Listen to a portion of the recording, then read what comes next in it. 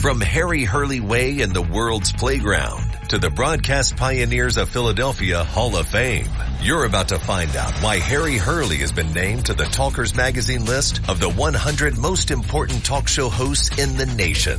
Live from the studios of Town Square Media in Northfield, it's Hurley in the Morning on WPG Talk Radio 95.5 and the WPG Talk Radio app. 7 minutes past the hour, and it's already news overload. Let's get into it. President Trump, a lot of people wondered, can you appeal? Would he appeal? I never professed to be a lawyer, but I always thought there has to be an appeal avenue with respect to what Georgia Fulton County Judge Scott McAfee did. I mean, you can't have a circumstance where, for a period of time until, let's say, a trial is over, this McAfee has a lot of power, because it turns out in order to appeal McAfee's decision, you have to appeal to McAfee. It's crazy.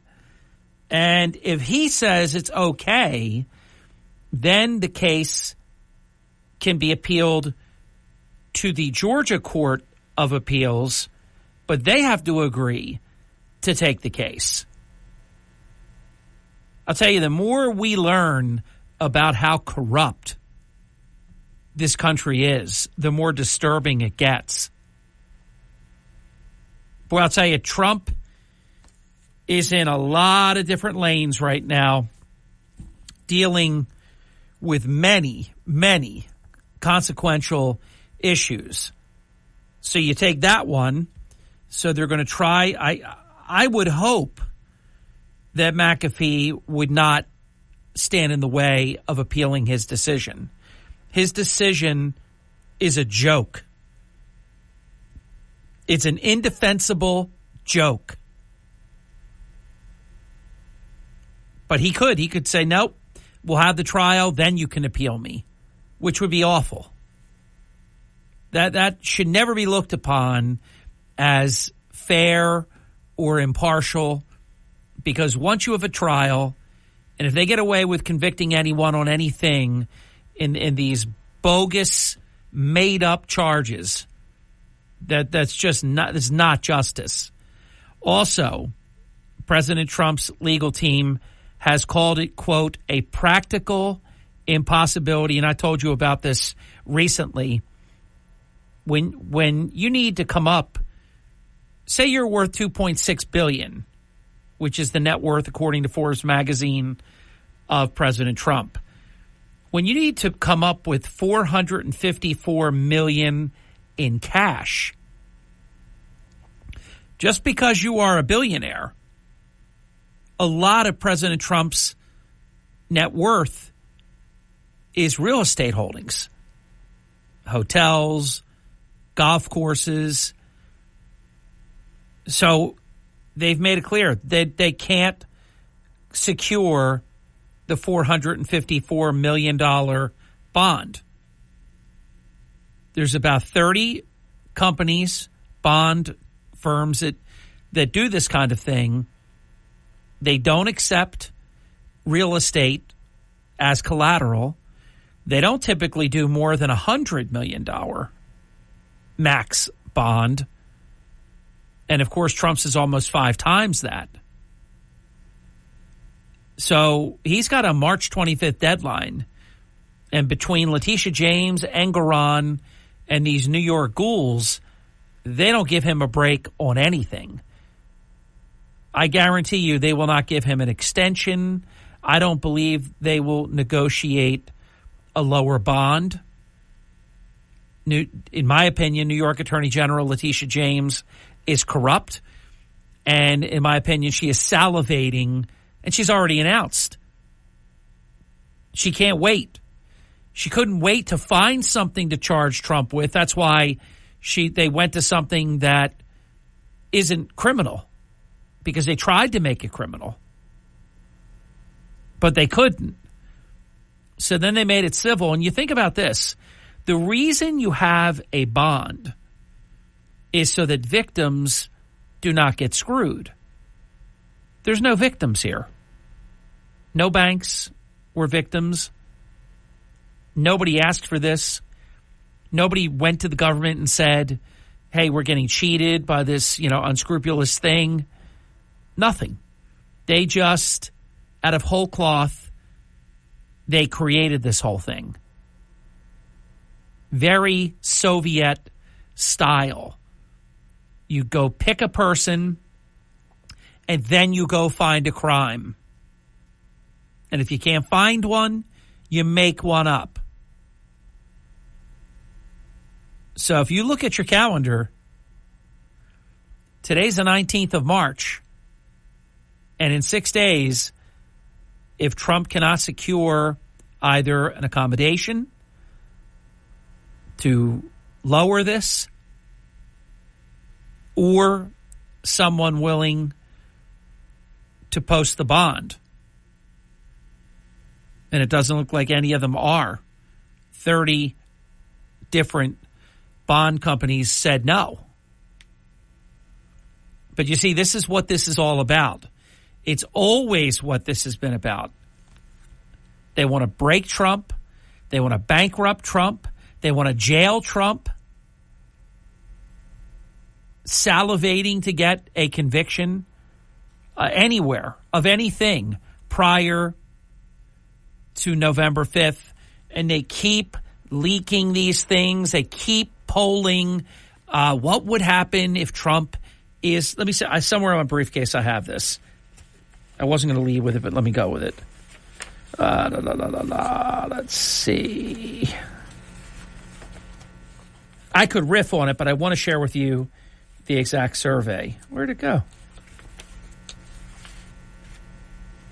Okay. Here it is.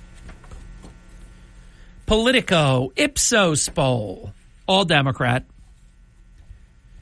Trump conviction could sway independents. You see what's going on here? Just like this whole Trump bloodbath thing. I don't have it on me, but I could play for you.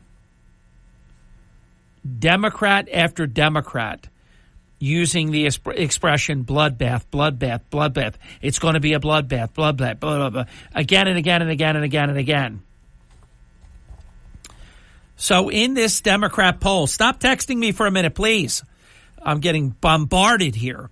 A plurality of Americans say that a Donald Trump conviction in the New York criminal trial would not. You are the father.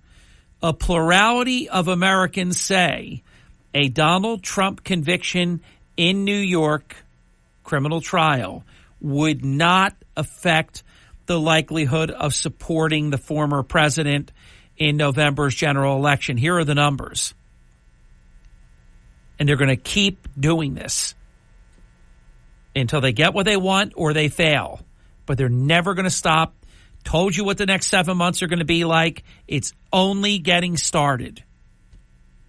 Trump is clearly speaking the other night about if China gets to create a super auto manufacturing plant in Mexico and they don't hire Americans and take massive control like that, that it's going to be a bloodbath. It was absolutely clear. But they don't care. They lie. Even I made a prediction yesterday, by the way, and it came absolutely true. Elon Musk just crushed Joe Scarborough, and Joe Scarborough took his post down. However, when he went on air yesterday morning, he went in a profane, just tirade over Trump and the bloodbath thing. These are sick people. Very, very sick. Very TDS, Trump derangement syndrome. So 44% in this Democrat poll are unaffected by it. However, they say that 36% of independent voters would say they would be less likely to support Trump if he's found guilty. You understand what's going on here. I don't know if you saw him yesterday. Joe Biden they had 2 Secret Service agents with umbrellas. He was underneath 2 umbrellas and so confused. The rain confused Biden. The media started asking questions. He had a blank, nobody's home stare, and then he just turned away and walked towards, and they opened up a screen door in his face, which hit him, and he had to move fast, I guess fast for him, and then walked into the house. It is unbelievable. But they are breathlessly trying to tell us that nobody can keep up with him. You won't believe how sharp he is. He challenges everything. When they write, he then changes and selects words and does this. Come on. He's not doing any of that. He can't even walk up the steps of a plane. And if you've noticed, and it's part of my curse, I'm telling you, I wish I didn't have this attention to detail that I've been cursed with. So I looked down at Joe Biden. Something just didn't look right. And he wears sneakers now because he has something that is associated with the mental lack of, capacity and acuity. And so he wears these black sneakers now. Check it out next time you see him. Here's something that came out the other day.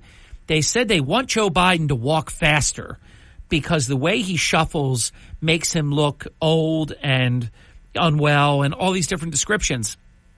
So I'm thinking, and they said that because he walks so slow, the American people think he's going to fall. Well, we think he's going to fall because he does fall a lot. He trips a lot. He falls a lot. And again, if you've known anybody, and we all have, that they get to a point where they don't lift their leg, their feet, when they walk, and you shuffle, and that leaves you wide open to trip almost on anything. If you lift your foot between each stride, you can still trip. Sometimes you trip on a curb or something that you didn't see. And it happens to everybody. But in his case, he has to shuffle. He can't really walk. So they're telling him he's got to walk faster. Well, I'm afraid of that. If he walks faster, he's going to fall more often. So they're running these it's clear, and I promise you that this would be the campaign. You cannot win with Biden. So you have to then make his opponent unacceptable. You have to destroy the opponent in order for Biden to be the only one left standing. That's why they're coming after Kennedy the way that they are. Kennedy's family's coming out against Kennedy. This is going to be 7 of the most ugly months in American history. I promise you.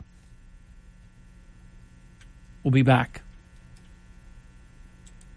In a world full of fake news, AI, and unverified information on social media, where can you get the latest, most accurate South Jersey news? WPG Talk Radio 95.5 and the WPG Talk Radio app. Don't wait for the newspaper to come in the mail. The WPG Talk Radio app is updated around the clock from New Jersey's largest radio news team. Accurate, dependable, reliable. When you need to know, it's WPG Talk Radio 95.5 and the WPG Talk Radio app. Fox News commentary. Planet Fitness caves to the Rainbow Mafia and doubles down on the controversial decision to allow biological men in women's locker rooms. I'm Tommy Lahren. More next.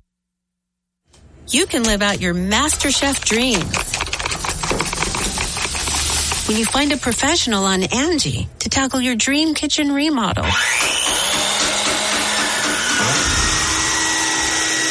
Connect with skilled professionals to get all your home projects done well. Inside to outside, repairs to renovations. Get started on the Angie app or visit Angie.com today. You can do this when you Angie that.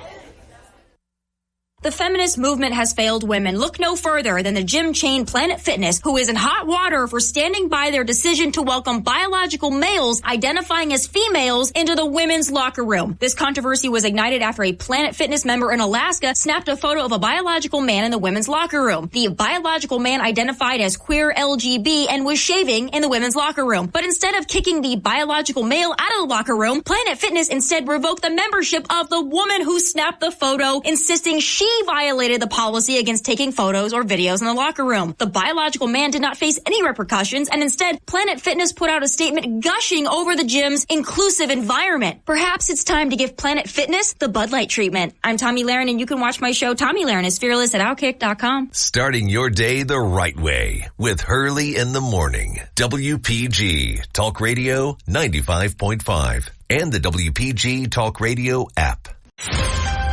You're waking up with Hurley in the Morning. Brigantine. Mays Landing. EHT. Ocean City. WPG Talk Radio 95.5. South Jersey's talk station. 25 minutes past the hour. Hurley in the Morning. Thank you for waking up early in the morning.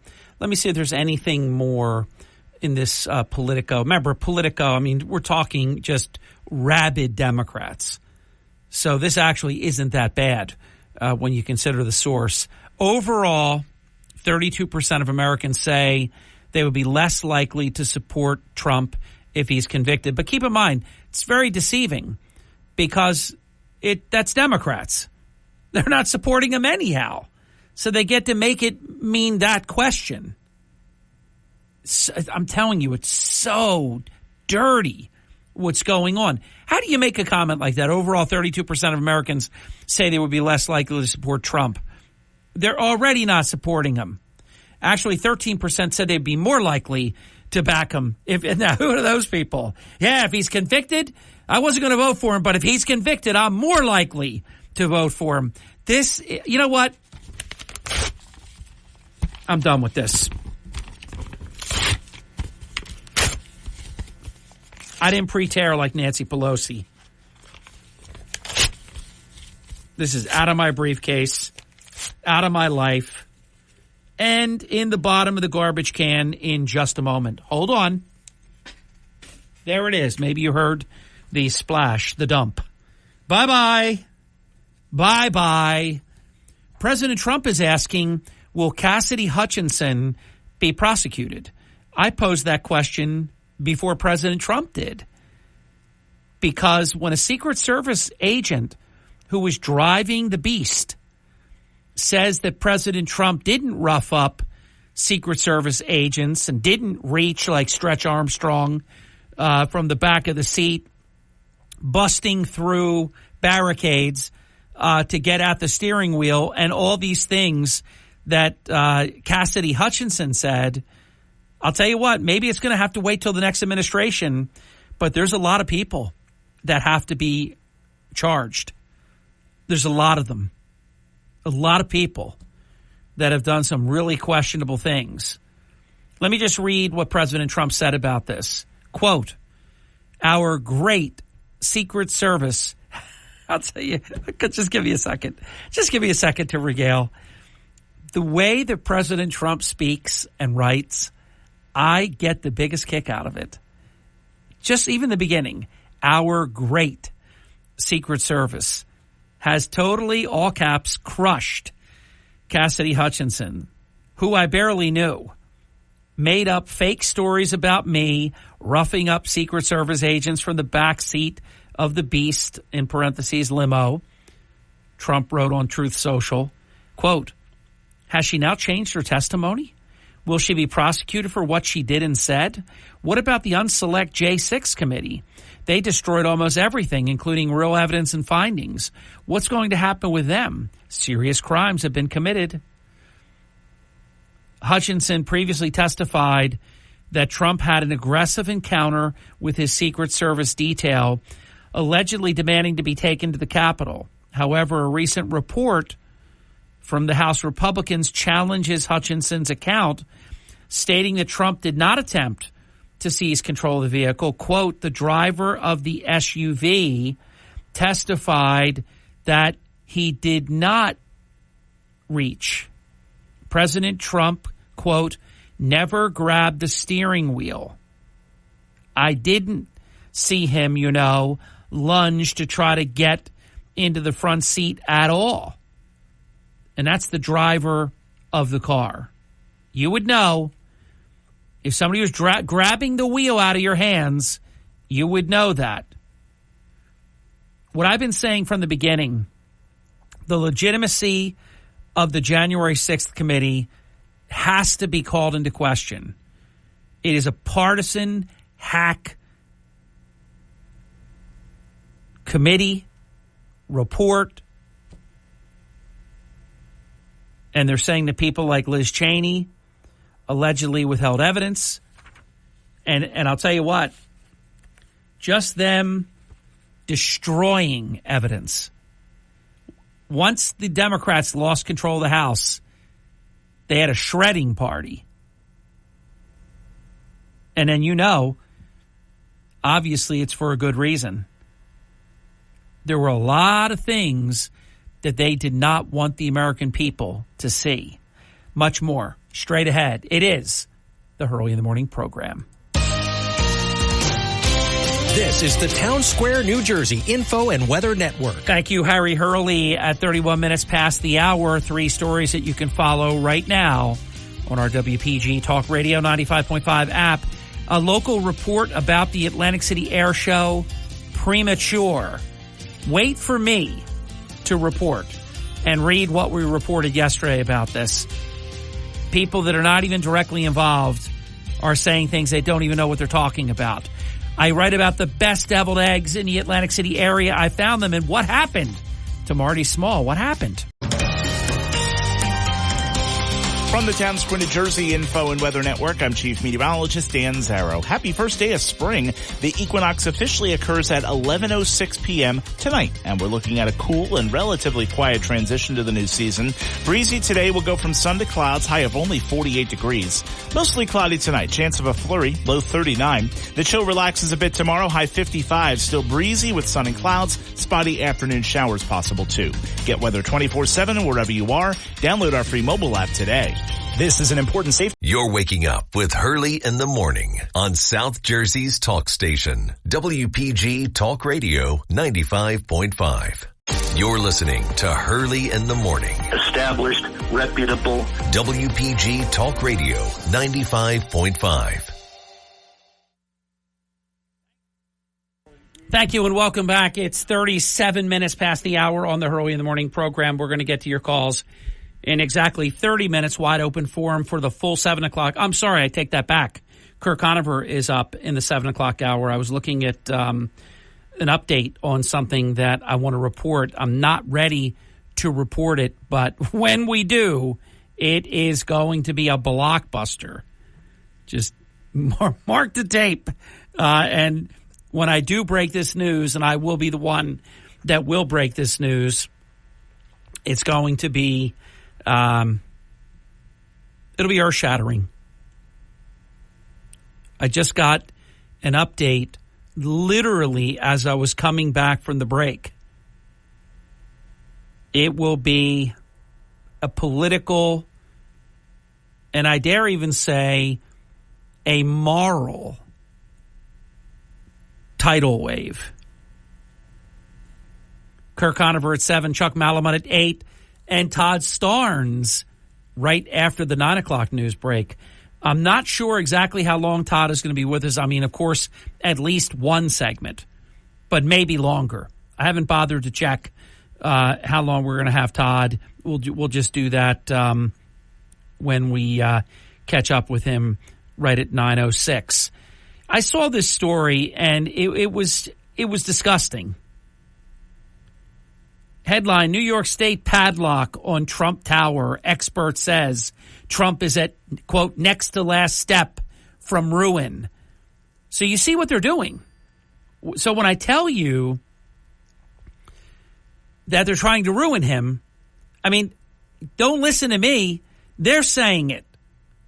Now, if I say they're trying to ruin him and they say that he's next to the last step from ruin, I guess I'm not lying, am I?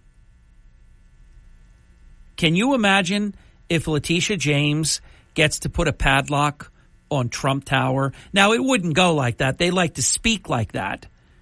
Because obviously, what sense would that mean? Even if it became an asset of the state of New York, well, would you padlock it and throw everybody out? The tenants, the business tenants, the residential tenants. So, just using that language that Letitia James could put a padlock on Trump Tower. Do you see what I'm saying about their blatant intellectual dishonesty?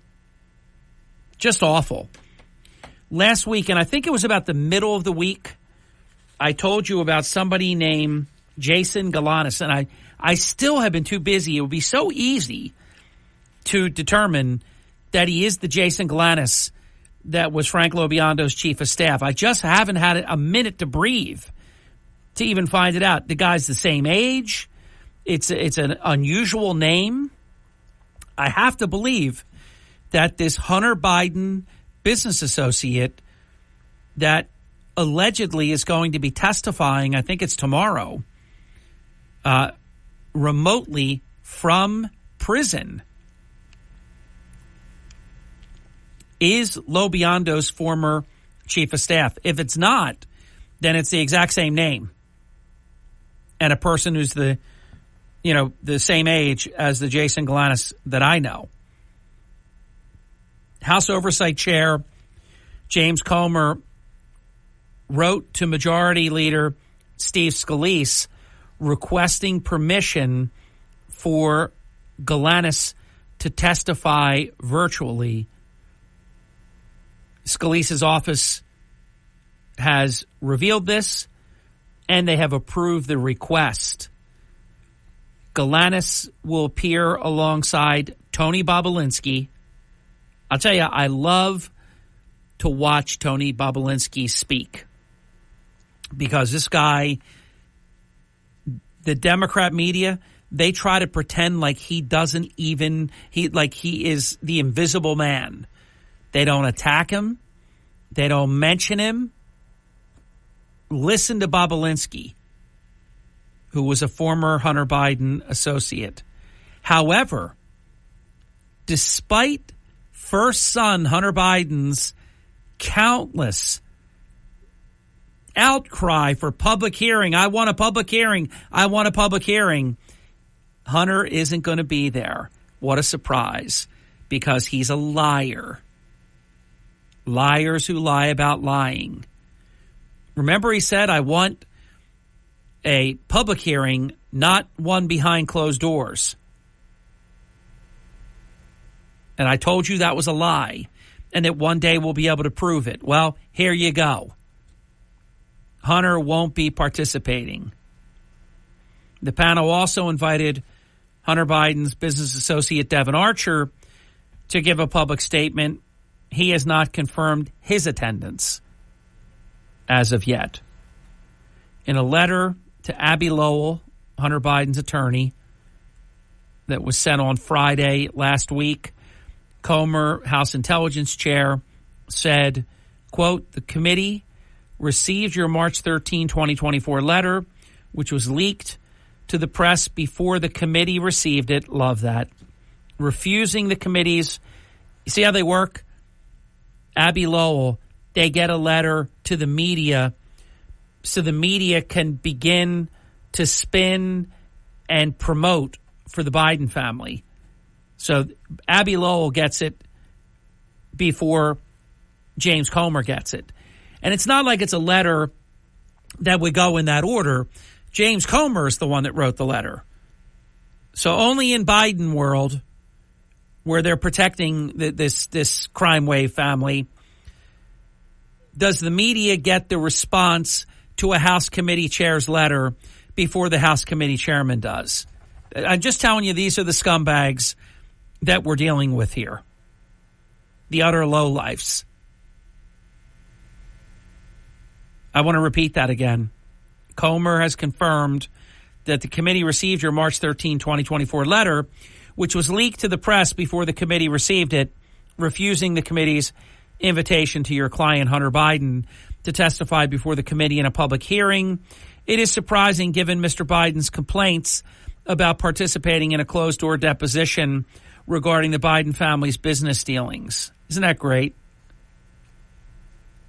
Lowell had written to Comer on Wednesday that the invitation for a public hearing was, quote, not a serious oversight proceeding, end quote. Oh, they get to say that. What are you? Are you the serious people? The crack guy? The hoe-chasing crack guy? That when he's making millions, he's a genius? And then when it's bad news, oops, I don't know, I was doing drugs or drinking. What a bunch of just incredible people. We'll be right back. Much more at 45 minutes past the hour. It's the Hurley in the Morning program.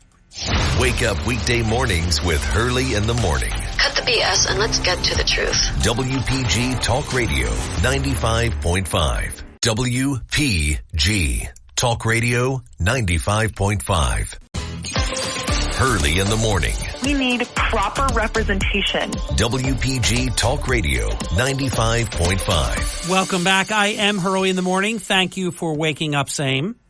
Hurley in the Morning, that is. And it's 10 minutes before the top of the hour. In only Bizarro World, what I'm about to tell you, only in Bizarro World could it be true. Get ready for this.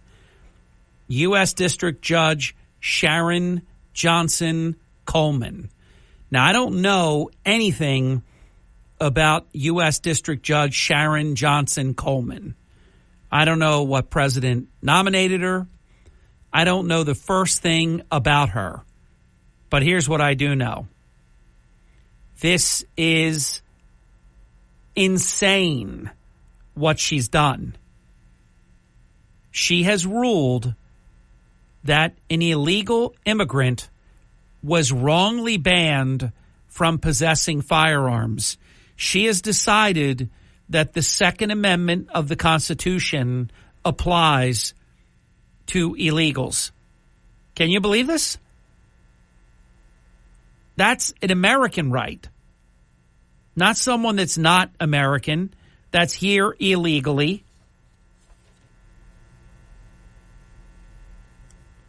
And that is, my brother just sent me a picture of the Jason Galanis that I've been referencing since last week. You know, I never knew that he was a Hunter Biden associate. I'll tell you more about that after I finish this story. So, U.S. District Judge Sharon Johnson Coleman ruled on March 8th. I found out about this yesterday. I don't know why this took, whatever that is, 9 days or whatever, for it to basically become public.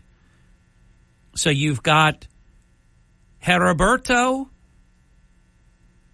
Carbajal Flores, hyphenated, Heriberto Carbajal Flores, who is residing in the United States illegally. This judge has said his Second Amendment rights were violated when prosecutors originally charged him with 18 U.S.C. 922, which bars illegal immigrants from carrying guns or ammunition. Because it does. It's the law. Quote, the non-citizen possession statute, 18 U.S.C. 922 G5, violates the Second Amendment as it applied to Carbajal Flores, Judge Coleman wrote in her ruling. Quote, thus, the court grants Carbajal Flores motion to dismiss. This is incredible. I'm telling you, here's what's going to start happening. Get ready for it. Well, no, let me take that back. It already is happening, but it's going to get worse. You're going to go away for a couple days, a vacation, or whatever the case might be, and you're going to come back home, and people are going to be living in your home, and you're not going to be able to get them out. It could even get to where you can't go in your own home and you can't get them out. Then you say, well, at least can't I live with them? You mean I can't live in my house? I can only pay for it. I can't live in my house. This is the country we now live in. I saw a guy yesterday talking about exactly what I'm talking to you about right now.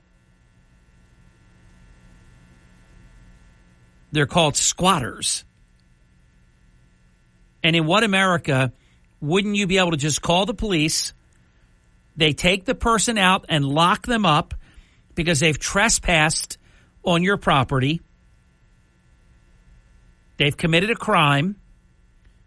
You should be able to just park in your driveway, or if you don't want to get near them, from around the corner, you call 911 and the police take the person away and you go into your house. No. Don't think that anything makes sense anymore. So let's just assume, for just fun and giggles, and it'll take me a second to look it up. Do you think U.S. Judge Sharon Johnson Coleman is a Ronald Reagan appointed judge or nominated? Is she a George H.W. Bush nominated judge? Is she a Bill Clinton nominated judge? A George W. Bush nominated judge? A Barack Obama nominated judge? A Donald Trump nominated judge? Or a Joe Biden nominated judge? If I had to bet my life on it, and I'm not a betting man, I would say Obama or Biden. And if you ask me to narrow it down between one or the other,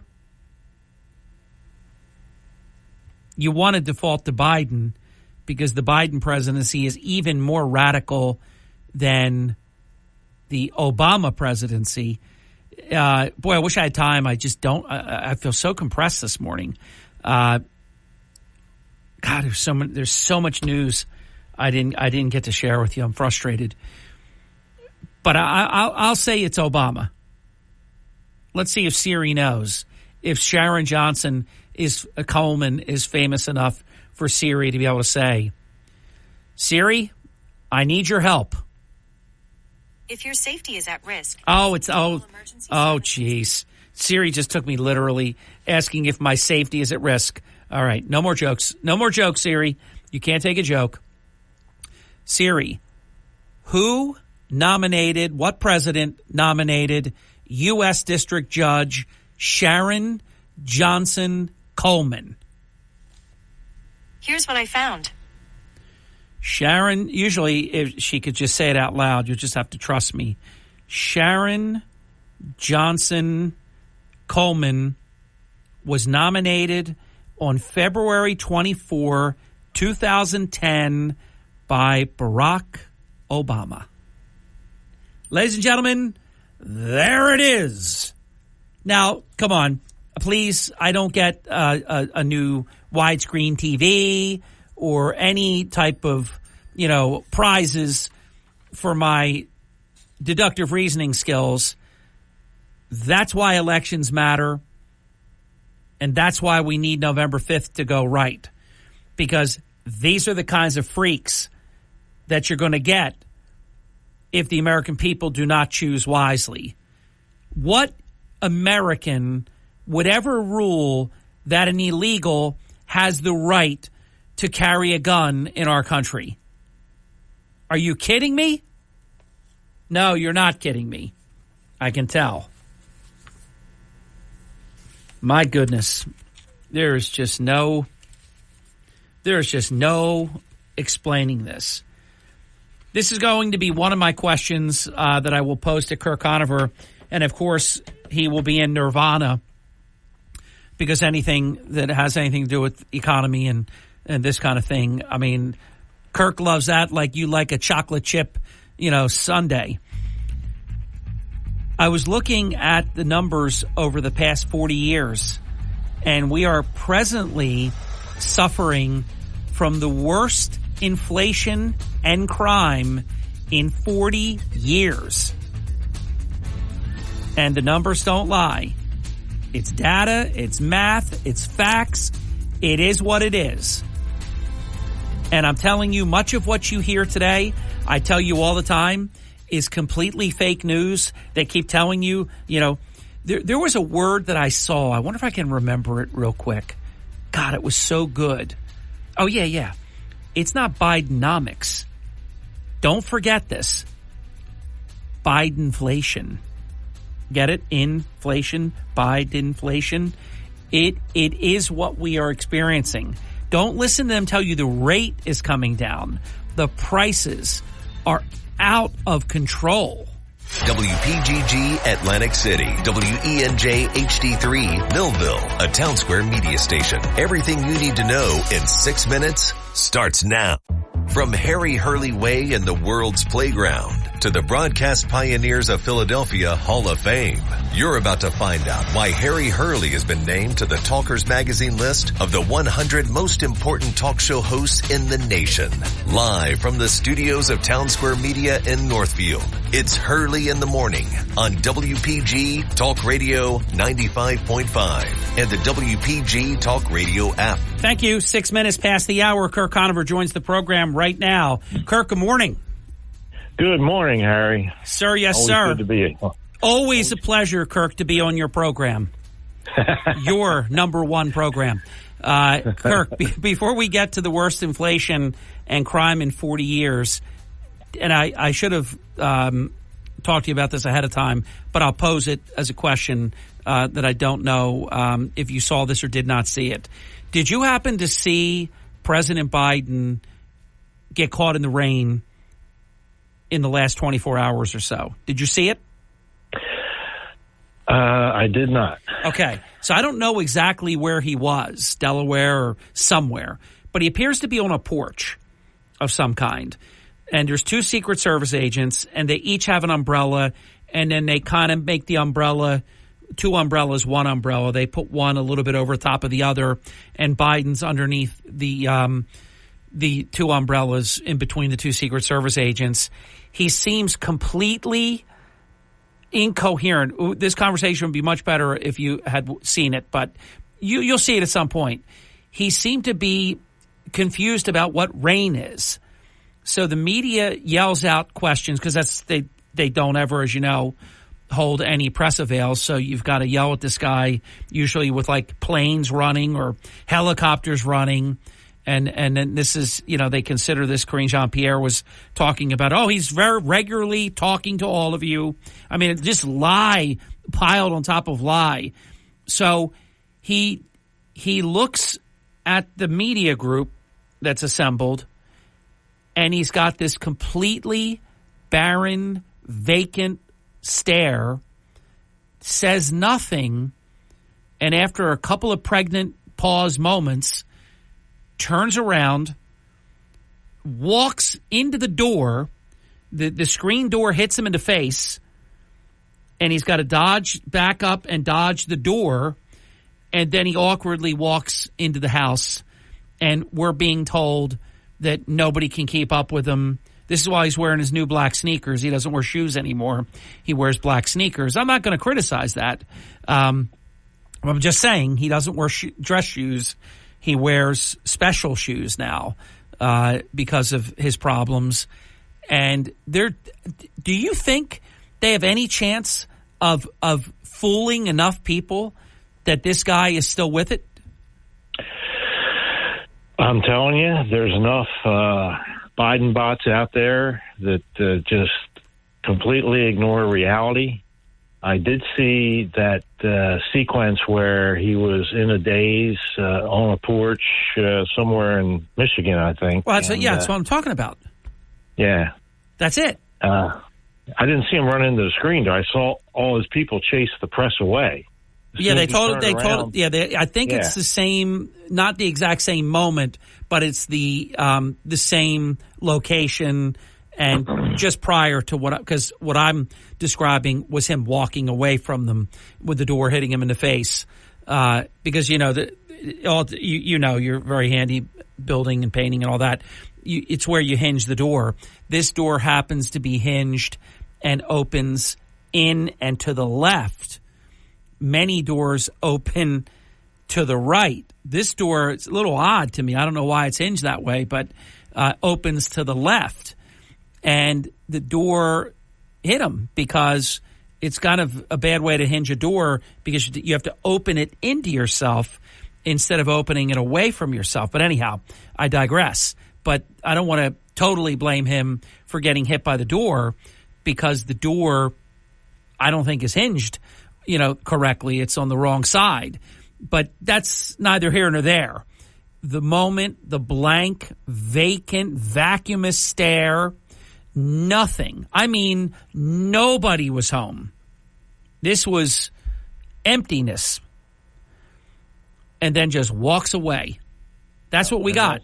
Now we're getting told he's angry because why won't they let me? I want to go everywhere. I want to be close to the people. I want to do this. I'm Commander McBragg. I'm Jack LaLanne. I'm too young. I'm the youngest. I mean, this is incredible to me. And he's going to be propped up by, propaganda from his campaign. They're going to be placing stuff into the social media, and the people that don't pay attention to details, they're brainwashed. I mean, I am just incredulous when I listen to the news and these Democrat, say, contributors to Fox News come on. And you've heard them before when Obama was president. They seem to be reasonable. Every now and then they'd be a little bit critical. They just come on and just spew it all back. The economy's great. Unemployment's the lowest ever. Stock market all-time high. Inflation's down. And they just repeat the same talking points. And to me, it's frightening because there are enough people to make it a race, and it shouldn't be a contest. It should be obvious that Biden's out of it. He's not running the show. He's not going to make, 4 more years. And they've placed enough stuff on TikTok and Facebook and all the others. Well, and there's a lot of TV commercials, Kirk. Trump is going to be up against it. People think that this is just over, and I warn everyone, no, it is not. They are coming after Trump in ways we have just never even imagined, and the money that's going to be propping up Biden. I mean, I'll tell you, just on Fox News, I'd see Biden commercial after Biden commercial after Biden commercial. I have it on with the volume, down to 0, and I peek over. It's Biden commercials all the time, and that's Fox News. You can imagine that maybe he doesn't have to run as many on the Democrat channels because he gets it for free. Worst inflation, Kirk, in 40 years. Data that I was looking at shows that this is indeed a fact. Even the New York Times and others acknowledge it. I went to the government's USDA numbers. It shows the worst rent prices, the food inflation highest in 30 years in one, 42 years in another. Like 45% of monthly income is erased by hidden taxes and all these exorbitant increases in food and all the other essentials. And meanwhile, Biden is running commercials that we have the best economy in the world. Is so disingenuous and so false. One thing to understand about inflation is that the rate may be down, but prices haven't come down. The rate of increase may have slowed, but prices are still going up, and they're exceeding the increase in wages. Yeah. Well, let me give you an example. And this is another thing I looked at. I looked at the past 3 years. Social Security pensions have had their paychecks reduced by over 35% due to inflation in the past 3 years. Think about how bad that is for the average retiree. And that's what people are going to vote on. That's the what they call, kitchen table issues that prove that this administration is so far out of touch. Obviously, they don't have a leader, but they've got a cabal that is calling the shots, and they're the ones that unleashed this inflation by the tremendous overspending. The COVID relief bill, and then the so-called infrastructure bill, and then the so-called Inflation Reduction Act. That was like $4.5 trillion of spending. What do we have to show for it, Kirk? All off. What do we have to show for it? Inflation. Yeah, exactly. And that's why I'm asking you right now, Kirk, join with me. Help me spread this around the country. Bidenflation. It's not Bidenflation. Yes, it's not Bidenomics. It's Bidenflation. It is the perfect name for what he's done. Bidenflation. It's perfect. And what it means is Bidenflation is bad regulations, bad policies, inflation, taxes, interest rates. It has reduced the value of the average retirement buying power by about 36%. I'm not making it up. I went to CNN to get that. So these numbers, this is really what's happening. Yeah, and there's also long-term implications. As we've discussed before, they've hamstrung the Fed. The Fed is the only outfit that can buy all these government bonds to finance this lavish overspending. And that leaves interest rates as the only way to combat inflation. And think about it. It's going to have maybe 30-year effect. If you have a 30-year mortgage at the old interest rate of 2.5%, 3%, you're going to stay in your house. And you're going to stay there a long time until, rates come back down to that level. Yeah, it's almost free money. Yeah, and it freezes up the supply of housing. The high interest rates are discouraging the building of new homes. So there's long-term effects to this. It's not like, one day inflation is going to break and go back down below 2%, and then everything's going to be hunky-dory. It's a major supply disruption in the real estate market. It's a major disruption in auto sales. Yep. Those auto loans now are like mini mortgages. And so it's so insidious. It's the most cruel taxation you can put on working families, the middle class, however you want to phrase it. And, of course, the elite 1%, they're above it because they can hire enough professionals to get around anything the government tries to do to them. And they're the ones that advocate for all this stuff because they know it's not going to affect them. But I'm confident that in November, that is going to be the issue that breaks the Democrats' back. Hold on, Kirk. Don't go away. Much more straight ahead. Kirk Conover on the Hurley in the Morning program. We like to stick to the facts. Just made me want to say that. I don't know why I wanted to say that, but yes, we stick to the facts around here. Hurley in the Morning. They stick to the facts. WPG Talk Radio, 95.5. Waking up on the right side. This is the Sean Hannity Morning Minute. Are you better off than you were 4 years ago? Zillow. I used to spend a lot of time on Zillow because I'm fascinated with real estate. I'm obsessed with it. Under Trump, a household income of $59,000 a year could comfortably afford the monthly mortgage on a typical U.S. home. Under Biden, that number is now $106,000. Biden has taken a wrecking ball to America's housing market. There's a good piece out in the New York Post about that today. Fox Business points out gas prices about to soar again. National average going up. Headed back to $4 a gallon. Never got to $3 a gallon nationally under Trump. From coast to coast, from sea to shining sea, it's the Sean Hannity Show.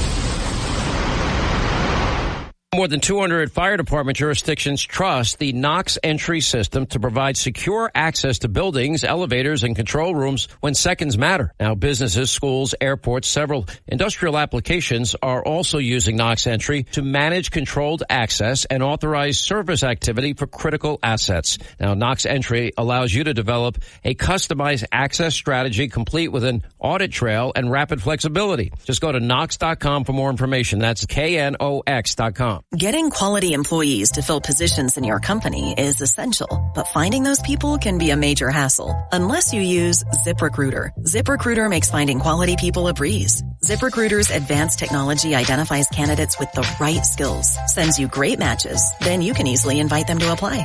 4 out of 5 employers who post on ZipRecruiter get a quality candidate within the first day. See for yourself. Go to ZipRecruiter.com/free to try ZipRecruiter for free. That's ZipRecruiter.com/free. Free. Hurley in the Morning. WPG Talk Radio 95.5 and the WPG Talk Radio app. You're waking up with Hurley in the Morning. I'm from Mullica Township. Cape May. I'm from Margate. WPG Talk Radio 95.5 and the WPG Talk Radio app. Thank you. Welcome back. 24 minutes past the hour. Kirk Conover on the Hurley in the Morning program. Kirk, let me bring up an auto insurance question for you and those just joining our coverage. Kirk and Nancy, Shore Agency, the official, the exclusive insurance agency for the Hurley in the Morning program and for the Hurley family. And a lot of people are commenting as of late, Kirk, that auto insurance is getting completely out of control, even for people that don't have any accidents. Just the rates are just going up, precipitously. And my retort to that, and I've told this to folks, Kirk, on and off air, this is why you need the service of an agency like the Shore Agency. In Margie, in my case, our rate was going to go up dramatically, but we didn't accept that. And Kirk and Nancy's team went to work for us, and I did get an increase, but it was a modest increase, and I was thrilled. I never mind. I mean, whether it's our Disney real estate holding that we have or anything else, fees reasonably go up every year. I don't mind that, anything reasonable. In the end, Kirk, couldn't have been happier with what your team was able to accomplish. I would have been very unhappy if we had to stay with the rate that we were going to receive from a company that we had been with for a long time. But you have the ability, the wherewithal to really go out there and price cost this kind of stuff. So I guess what I'm saying is, Kirk, we experienced the excellence in service that's available at the Shore Agency, where you just don't accept the first thing that you hear. You go out there and you do the best that you can. Apart from that polite comment, and it's a very accurate one, there is something going on, though, with these rates, aren't there? Oh, yeah. And it started a couple years ago, basically timing pretty much when Biden inflation took effect. There's so many factors. It's not only just auto insurance, it's property insurance, it's liability insurance. Everything is going up. And there's several factors. Number one factor is inflation. Number two is interest rates. And number three, and probably the biggest factor, is the reinsurance market. All these frontline insurers take out basically, it's called facultative reinsurance. They take out an insurance policy on their book of business. So they share the risk with these big multinational reinsurance companies. Almost like their own version of the GIF. Yeah, and they basically spread the risk worldwide. Yeah, it becomes like a joint insurance fund. Yeah. Let me ask you this, though, Kirk. It seemed like for quite a long time, if you were just minding your own business and somebody smashed into you, you were a completely not at fault driver. The person who had the accident with you that was at fault, they had an implication, but your rate didn't go up at all because you were completely, not at fault. But correct me if I'm wrong, New Jersey is a no-fault state, which means that, just like Margie, she's minding her own business coming over the Atlantic City Expressway. Some lady from another state is daydreaming, T-bones her, completely totals her newer car. Margie gets hurt, completely not at fault, and our insurance gets raised. Something about that, Kirk, isn't fair. Well, that's what happens with no-fault insurance. Your insurance carrier is primary, and they have the right after they pay the claim and make you whole to go after the other insurance company, but normally that does not happen. So in return, they raise your rate. It's considered an incident, yeah. And that varies in severity from company to company. That's why we always have to look around at what's going on because everything changes pretty much day by day anymore. They all have these algorithms built into their rating system. You can have what looks like two identical accounts side by side, and the rates come in totally different. And well, this much I know, Kirk, and we have to go to the break, but I do want to get a comment from you real quick. And if there's any more, we can talk about it on the other side of the news break. I've been with you and Nancy for over 30 years. This much I know. Every single time there has been like a moment of truth where, wow, look at this. This is going to be the new cost, but we're going to go out there and, this is not going to be, we're not going to accept this. We're going to go and find something else. Your team has always been able to find a solution, an alternative, and that's the strength of the Shore Agency brand. Well, I appreciate that, Harry, and that's our strategy to retain business. And, it's getting more difficult.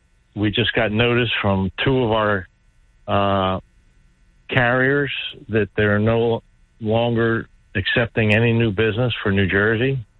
They both said, well, it's temporary, and we'll let you know when we're back in business in New Jersey. But if you're an existing client, they will renew your policy?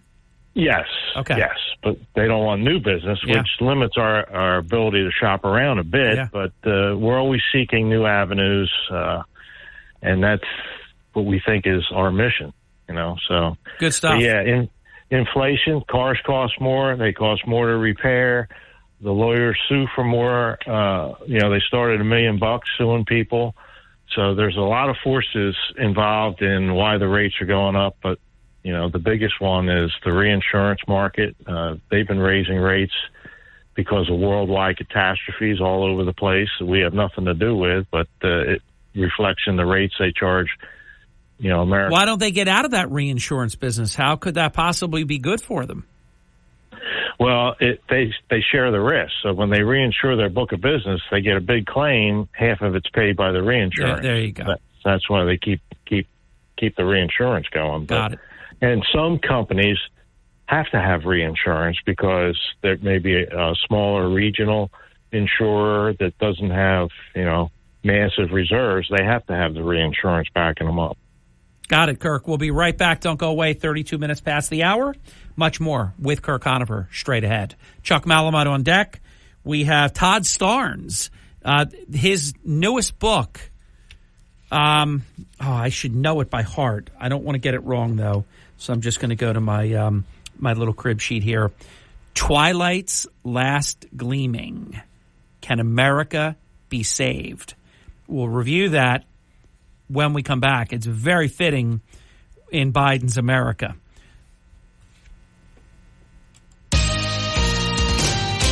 This is the Town Square, New Jersey Info and Weather Network. Thank you. With Kirk Conover, I am Harry Hurley. I have 3 stories that you can follow on our WPG Talk Radio 95.5 app.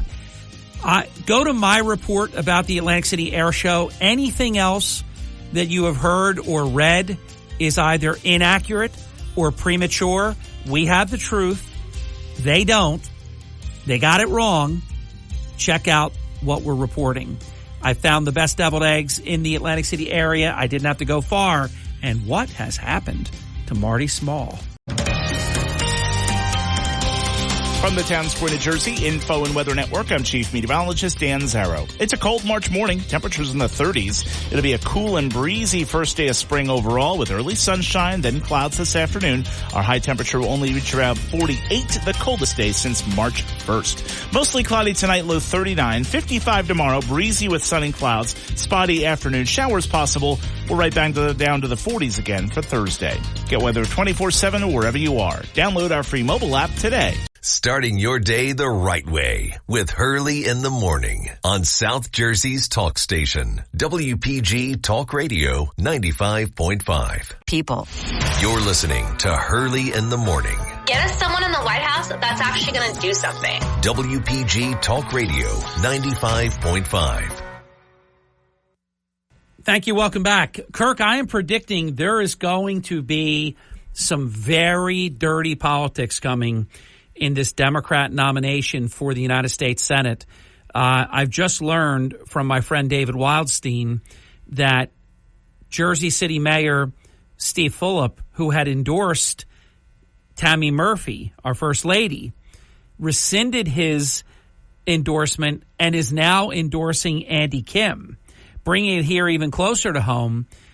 And let's face it, the Atlantic City contingent controls. You don't win a Democrat county nomination in Atlantic County without winning Atlantic City.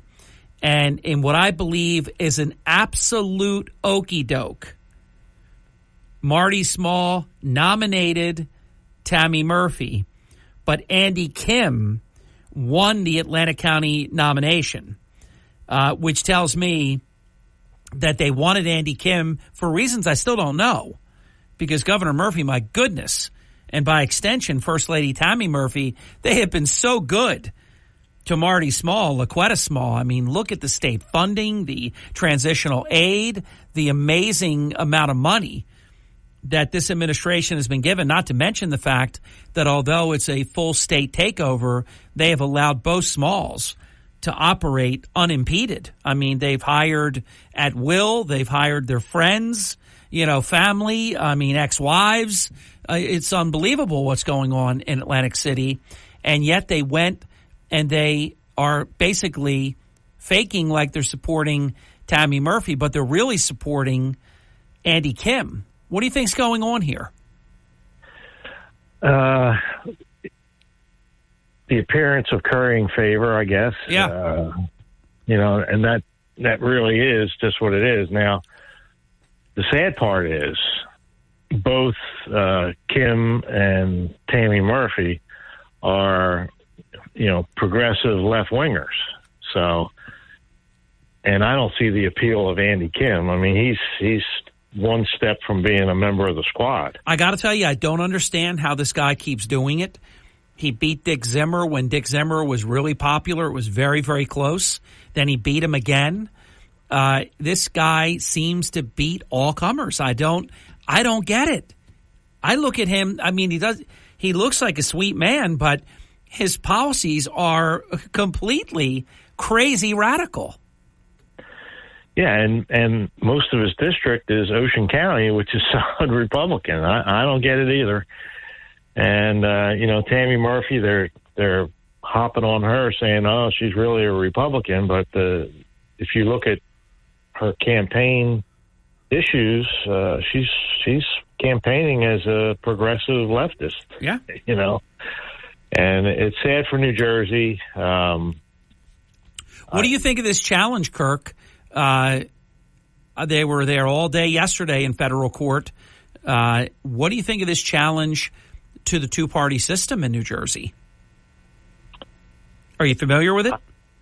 I'm not. All right, let me just tell you real quick. Andy Kim, I think he filed this before he started racking up these endorsements. I think he thought that Tammy Murphy was going to just win all of these county line endorsements. As you know, it's not in every county.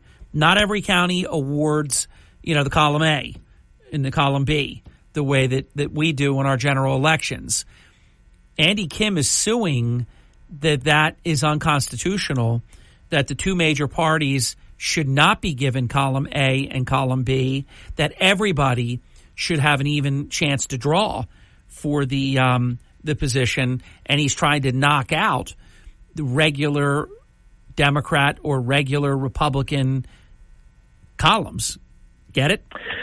Yeah, I saw that headline that they were challenging the primary system. That's it.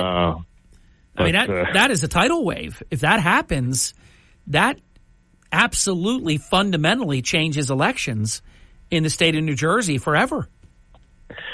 And it's wrong. I mean, the fact that you have to compete to get the county endorsement from your party is a good thing. It means you're accepted by, the county organizations, which represent the majority of, their party. Yeah, let me give you a little more intrigue because I'm not buying this at all. Governor Murphy supports what I think you and I support, and that is keeping, the two-party system, the regular Democrat line, the regular Republican line, and you either have column A or you have column B. Remarkably, and this is not like it's a separately elected attorney general, Governor Murphy's own appointed attorney general on a weekend day, Sunday, fires off. He wants to get involved in this, and he's supporting Andy Kim, basically. Even if you say he's not supporting him directly, he's supporting the position of Andy Kim. How does that happen? There's got to be an okie doke here somewhere. Yeah, I don't get it. I mean, this guy Platkin is basically a left-wing loon. I don't like it. But guess what? If I'm governor and I take a position that this is the position of the Murphy administration that we support, even if it was the other way, I don't care which way it is, and your own attorney general goes rogue, but I don't even know if that's true, but the result is the same as that statement, I would get rid of that person immediately. Strange things. I can't explain it, but like I said, the current system I think is a good one. It makes you earn the support of the majority of your party to get a nomination, get on the party, the regular Republican, regular Democrat line. And when I say that by doing that, you earn the county endorsement, those county committee people are elected from their various clubs. Yeah. But let me ask you this, though, Kirk. I'm in favor of everything you're saying, and only because of time, I'm short-circuiting what you were going to continue to do because I get the point. So you could make the point then, no problem. You keep having your June primary, and then your regular Republican and the regular Democrat will head your column. But why shouldn't an independent candidate, or if there's 5 independent candidates, why shouldn't they have the right in the drawing to get column A, just like the Democrat and Republican candidate has, to do no worse than A or B? So I kind of get that. But the so-called independent candidates, or maybe the Libertarian Party, they haven't shown that they have a broad base of support.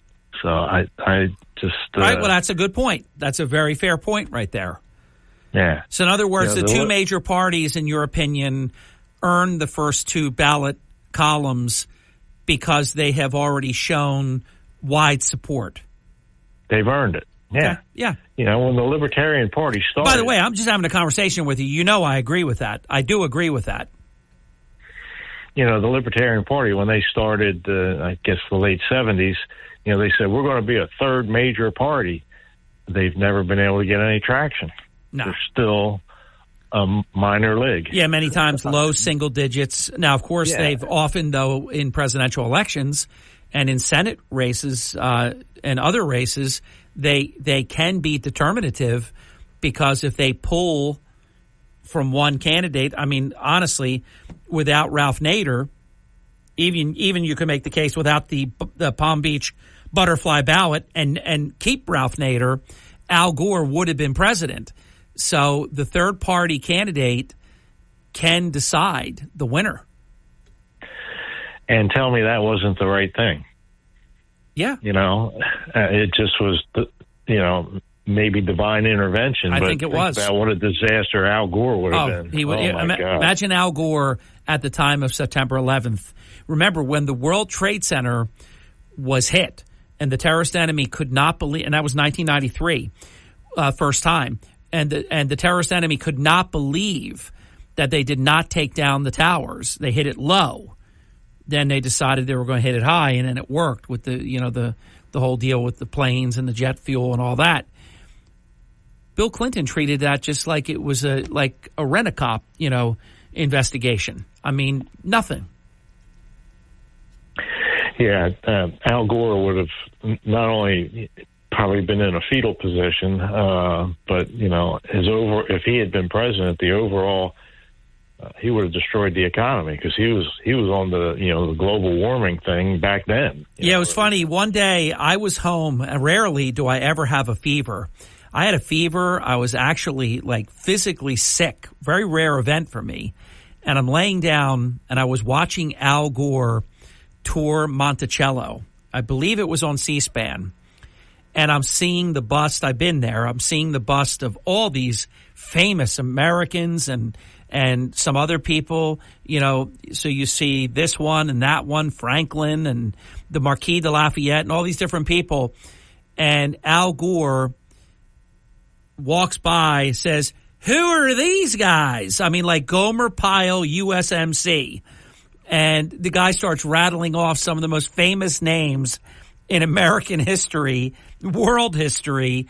And I'm thinking, oh, my God, this guy I don't think he's going to beat George W. Bush. But this guy, it was like in the summer of the election, this guy could be the president of the United States. It was like right after the convention, he was the nominee.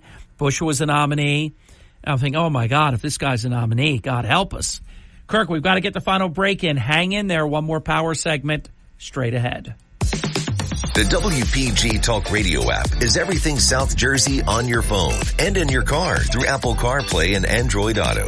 Local news, weather, and information updated around the clock from New Jersey's largest radio news team. Easy access to WPG podcasts and more. Powered by Smokers Haven. You'll find the finest selection of cigars at any of their 5 locations. Stop in and let them help you find the perfect cigar to pair with your life. Visit SmokersHavenNJ.com.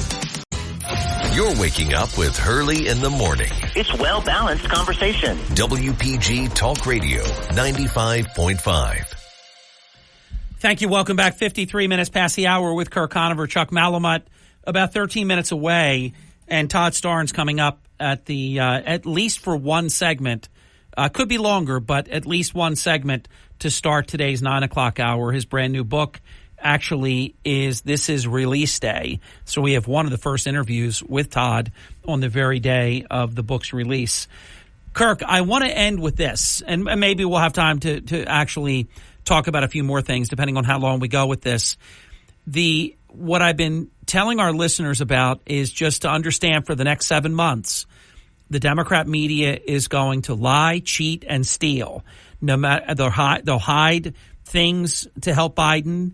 They'll make stuff up, exaggerate stuff, twist stuff, and I think you probably know where I'm going. I'm going to this bloodbath comment that was made when President Trump was talking about should Mexico be able to build these super auto manufacturing plants in Mexico, China, should China be able to build these super manufacturing plants, auto manufacturing plants in Mexico, that it's going to be a bloodbath for the auto industry. Of course, they made that January 6th. Trump is, inciting another insurrection. He's calling for a bloodbath, literally a bloodbath in America. We don't have time, or I could play a montage that would go minutes and minutes and minutes of Democrat members of the media using the phrase bloodbath. But, of course, they just completely vaporized that ever happened. This is exactly what the next 7 months will be like. It sure is. And the Mockingbird media, as we've discussed before, they are basically left-wing journalists.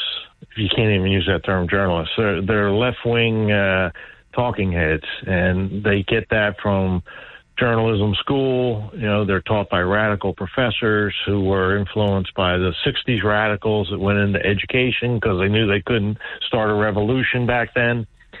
So it's all a wave that they're following, and it doesn't matter that Biden has, is senile. It doesn't matter to them at all. They are going to support whatever it takes to keep the left-wing Democrat Party in power. And that's because they agree with the ultimate outcome, which is total government control. And the irony of that whole equation with the media being so biased is that if they ever do achieve, government control of our country, they will be the first to go. The socialists and communists, they knock out the press, the unions. Yeah, they use them and then they get rid of them. Yeah. So, but a lot of this is going to be propaganda that we talked earlier in the program. It's going to be planted in the social media in every direction, whether it comes from, an alphabet network or whether it comes from the Chinese Communist Party. They're planning propaganda in this country to influence the election, to make it, possible for the Democrats to overcome what should be an insurmountable disadvantage, considering the shape of the economy and the pocketbook issues that normal Americans are facing. But that's the game plan. That's the game plan with all these prosecutions of Trump. And then the media trumpets every little thing. I mean, some of the headlines you see, like when you bring up, the Microsoft Edge browser, it comes up with, the Bing front page. Some of the headlines, you just think to yourself, how do they even write an article that says what they're saying? I know. It's totally against, like you said, the facts. Which, as you know, they don't care. Right. I mean, think about the lift they have for the next 7 months. The candidate that they are trying to both promote and hide from the American. This is really tough stuff. They got to hide him and they have to promote him at the same time. We see what we see, and then they tell us how nobody can keep up with him. That we just don't see. It's amazing how in public he's this decrepit, but when we can't see him, he's Speedy Gonzalez. I mean, nobody can keep up with him. I mean, does any rational, thinking, logical, honest person really believe any of this crap? No, they shouldn't. And but you see the headline going around now that Obama's jealous because of all Biden's success. Right. I mean, my gosh, success. He's totally ruined the economy. He's knocked out our energy independence, which basically is the underpinning for all of America's wealth. The fact that we had abundant coal and abundant oil that powered the Industrial Revolution, it sprung America from a developing country into the world's leading economic power. And he's taken that energy and he's totally distorting the marketplace. Basically, that's the underpinning of the whole economy. The electric grid needs base reliability, and that comes from natural gas, oil, coal, nuclear. And, of course, to make us reliant within several years on only electric automobiles, that is all part of their control plan. There's no question about it. Kirk, we're at the finish line. Have a great day. WPGT, you too, Harry. Always a pleasure to be on the #1 program in South Jersey. Good to talk to you. A Town Square media station. Everything you need to know in 6 minutes starts now. From Harry Hurley Way in the world's playground to the Broadcast Pioneers of Philadelphia Hall of Fame. You're about to find out why Harry Hurley has been named to the Talkers Magazine list of the 100 most important talk show hosts in the nation. Live from the studios of Town Square Media in Northfield, it's Hurley in the Morning on WPG Talk Radio 95.5 and the WPG Talk Radio app. Thank you. Welcome back. Chuck Malamut is here. Chuck is the managing director, leads his team, the Malamut Group at Morgan Stanley's Northfield, New Jersey office. For all of your financial planning needs, call 609-383-2010. The following program is presented and sponsored by Chuck Malamut, a financial advisor at Morgan Stanley. The information, views, and opinions expressed on this broadcast are those of Chuck Malamut and do not necessarily reflect those of Morgan Stanley or its affiliates. They are current as of the date of this broadcast and are subject to change without notice. Neither the information provided nor any opinion expressed herein constitutes a solicitation for the purchase or sale of any security. This presentation is for informational purposes only. Morgan Stanley Smith Barney, member SIPC. Chuck, hello there. Good morning, Harry. How are you? Good. Smiling faces all over here this morning. All is well. Well is all. Market update. So, Harry, last week, actually equities were off somewhat. The S&P was down 0.1%. Bonds had a tough week. You remember we were here last Tuesday. Of course you remember we were here. Trump's having a tough week on bonds too, but sorry, go ahead. We as it turns out, the 10-year yield was up almost 0.25%, 20 basis points, and it was due to the higher than expected CPI that we actually chatted about on Tuesday, followed by PPI. So best sectors for the week, Harry, last week were energy and materials, up 1.6 to 3.8%. And on the flip side, what didn't work was real estate, and we'll talk about this a little bit later today, down 2.8%, and consumer discretionary down 1.2%. So putting that all into the mix, when you look at where we are year to date, the Dow Jones up 3.2%, the NASDAQ up 6.6%, the S&P 500 up 7.6%, and international stocks up about 4.4%. The best performing sectors year to date continue to be communication services, information technology, and energy, up anywhere from 9 to 11%. On the flip side, we just mentioned real estate had a tough week, and it's now down year to date about 2.5%. Worst performing sector followed up by utilities and consumer discretionary, just ever so profitable year to date. What are you writing here, Harry? This is the reason for all of it. Abide inflation. Get it?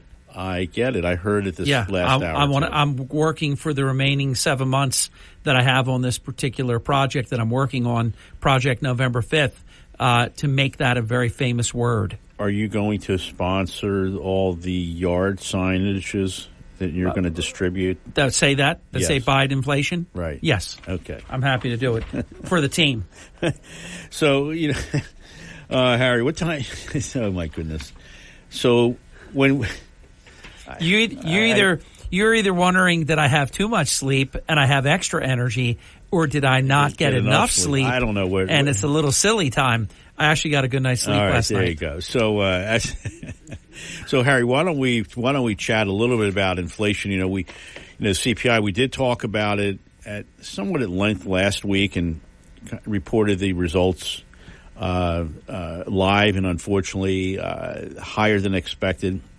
So, headline inflation last month, Harry, up. It was went from 0.3% month over month to 0.4% month over month in February. And it doesn't sound like a lot, but we had it in January and we had it in February. And who's that fellow that lives in Absecon and has got that Sure Agency? Kirk Conover. He actually he hit it. Wharton School. He hit it right on. He said, 2 months ago, he goes, inflation's going higher. It's not going lower. And also we have made a celeb cause out of reminding people that every month they keep revising the jobs report downward. So maybe Kirk's prediction was sort of the new norm When you look at what happened, if you look at what happened with February, we did have an increase in gas prices, shelter as well. Gas went up 10 cents yesterday. It did, and it's going to go a little bit higher. We'll talk about that as we get through today's discussion. I'm going to fill up today. You know, the annual rate of change in the headline index did move up as well from 3.1 to 3.2%. Core came in at 0.4% month over month and 3.8% year over year. So again, inflation is starting to, remain sticky. And we talked about this, it was 18 months ago when inflation seemed as if it was going through the roof, and it was. And we chatted about, look, it's not going to be hard to cut it from 9 to 5 or 4, but going to 2 is going to be a real challenge. And that's where we are right now, Harry. It's moving closer. It's almost 4 again. So it's moving the wrong direction presently. It is moving in the wrong direction. Which is really bad news because the prices haven't come down. I think people get confused when they see commercials and they hear, partisan media talking about like some great, success of bringing inflation down. Nobody's feeling it, Chuck. No, Harry. And I think that kind of leads us into, the next thing we want to talk about, and that's, we look at these Fed fund futures, and it looks as if, remember at the beginning of the year, everyone was banging the table saying 6 cuts. And now all of a sudden we are at the point where we're getting these, these economic reports. It's not going to be six cuts anymore, is it? Now we're down to maybe 2 to 3 cuts. And the Fed does meet today and tomorrow, and we'll talk about this in just a second, but in all likelihood, their position they're going to take is going to be we're taking a wait and see. So when you look at just a week ago, the markets had priced in the probability of a rate cut in June to about a 96% probability. Wow. What's it now? But now, in the wake of everything that's happening, those odds at the end of last week were reduced to about 61%. Wow! And investors are starting to question. The president is counting on these. Well, he is. Okay, Harry, we can shelve that for a second, right? Yeah, but he is. But in any case, went from 96 to 61% probability. Not good. And the timing and the frequency of these cuts. So I've heard a number of these talking heads say that there's going to be no cut now, no cut in June, and then ultimately, maybe as we get into the late summer, early fall. That would be the gift. And that kind of goes in concert with what's going to be happening in November, where we're going to end up in a bloodbath. That would be very bad to not cut rates and then cut them right before the election. That would be so thinly disguised as basically election interference. I'd like to see them just do their job. If it's not the correct thing to do, don't lower the rates. If it is the correct thing to do, lower the rates. But if they start rate cuts just in time for November 5th, and keep in mind, Chuck, this, people are voting weeks and weeks even before November 5th. Right. And so people are going to have to feel this for it to even matter. Exactly, Harry. So doesn't sound like, and I was not being political when I said it. I might have said it with a smile, which made it seem like I was unserious about it. But I think the president is banking on the fact that he'll be able to say Bidenomics worked. We're in a rate decrease mode because of our policies. I meant what I was saying there. I meant that very seriously. If that doesn't happen, this fuels the atmosphere that things are not going well. Well, either that they're going well or maybe they're going too well. Okay. You think about it. All right, that's a neat twist. If we're not. Nobody's going to feel that. Well, if you talk to the average, person on the street and you ask them, are things better or worse? They're going to tell you worse.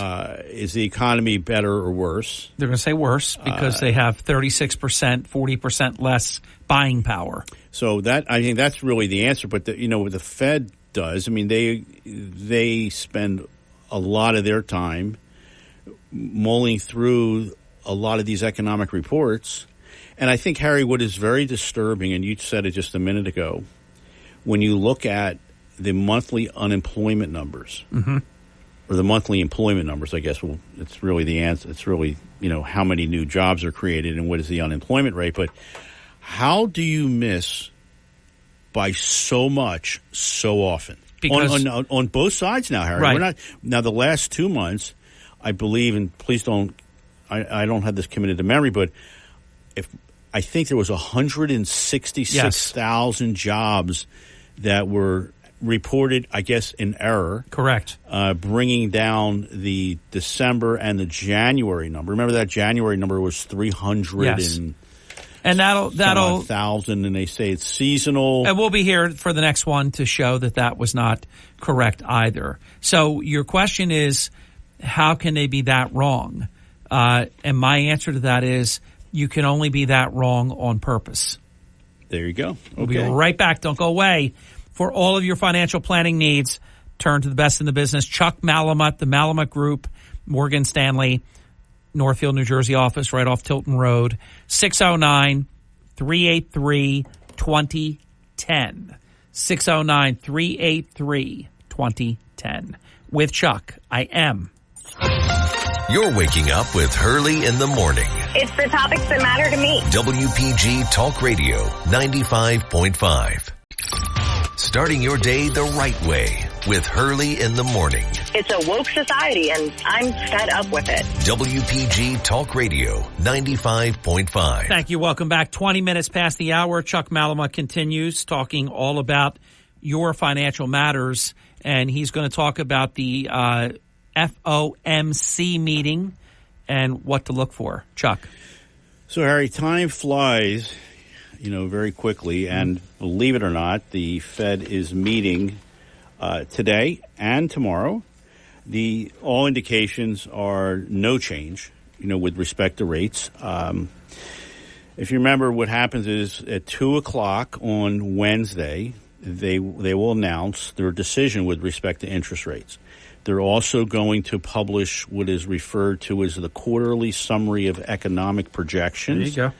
Which looks at all the regional bank presidents. It looks at their forecast for economic growth, inflation, unemployment, and interest rates in the coming years. Now, most of the action, Harry, that we're going to see that they're going to talk about on Wednesday is going to be from the so-called dot plot. And the Fed has kept rates, as 5.25 to 5.5, and they've remained that way for almost a year. It was June 2023, and what we kind of just chatted about before we went to the break is that we were seeing the path for interest rates to be very, very unclear. We swung wildly, based on all the incoming data. Yeah, but I will say this though. They cannot raise interest rates. I guarantee it as a layperson. They cannot raise interest rates, and they will not lower them. They're trapped right now. Well, they don't. Their only tool is rates right now, and. But how you say it's their only tool? I say they have no tools in the toolbox because they cannot raise rates. They will not raise rates, and they will not lower them right now. So, what tool do they have? To just report to us that rates are unchanged. Well, yeah, and they're going to say. Well, they're going to think about it, Harry. You go from at the beginning of the year, you go from 6. I know to now, just this pushback to say, well, now we're going to look at it in the fall, or not the fall. We're going to look at it in the late spring, early summer, and as a result of all that. What's the answer? Well, the answer is ultimately they're going to lower interest rates, whether we like it or not. I think isn't today the first day of spring? It is tonight. Today's first day. Officially? Yeah, it's first day of spring. It's first day of spring, and Yeah. rather a little chilly out there. I today. know, in the 30s. But Tomorrow too. But speaking of, I think they're really. Have they done all they can do? I'm not sure, Harry. I'm not sure. I guess because you're never going to convince the American people that the economy is so hot. Oh my God, it's so hot that we can't do this, that, or the other. Nobody believes that. Look, there are layoffs now, that are happening pretty much on a daily basis, and a lot of it is in small businesses. And average number of hours worked continues to decline. The average hourly wage continues to decline. And we kind of talked about this ad nauseum with respect to the jobs reports that we're getting, the employment numbers. I mean, think about it. You're working 2 or 3 part-time jobs. Yeah. Because you were laid off from your high-paying, tech job. Right, and then they report the number of jobs that are creating without really any context in terms of, are they good jobs? Are they a bunch of part-time jobs? Mm-hmm. So it's really, I think it's all very, very deceiving. Harry, you mentioned today's the first day of spring. Let's kind of go with spring forward. Was a spring forward fallback? Correct. With respect to the time. But let's go back a year to last spring. Do you remember? Only because I'm a student of the Malamut School of Financing. I do remember there was a bank crisis, a rather significant one. Last March, the markets were taken, somewhat by surprise. Large hedge fund manager, owner, basically went out and told all his cohorts and anybody that was listening to take your money out of SVB Bank, Silicon Valley Bank. And that created a mini, I don't want to say it was a crisis to a certain degree. Like a mini panic. It was, and you think about it. Is it legal to do that? Is that illegal to do that? To do what? Well, he pretty much created a run on his own bank. You can tell everybody that you're the world's greatest talk show host, and you are, of course. Thank you. Well, at least in South Jersey. Oh, actually, is it New Jersey, Ed? I think you could just continue to elevate it to maybe the universe. So it's a matter of, and I'm kidding you, of course, but you are a very, very exceptional talk show host. Thank you. But it's the same thing. I mean, are you spreading vicious rumors? No, not necessarily. So I mean, this was his opinion, and there was a run on the bank. And remember, Dodd-Frank was created. Yes. Many, many years ago as a result of what was happening to the banks. Mm-hmm. Barney Frank was a board member of Signature Bank that's based out of New York that also, took it in, ironic. Yeah, took it in the neck. And they hit the skids. So, so you think about it. Funny where he was as a legislator and then where he was in the free market. It's just rather ironic. So, the Fed did step in, if you remember.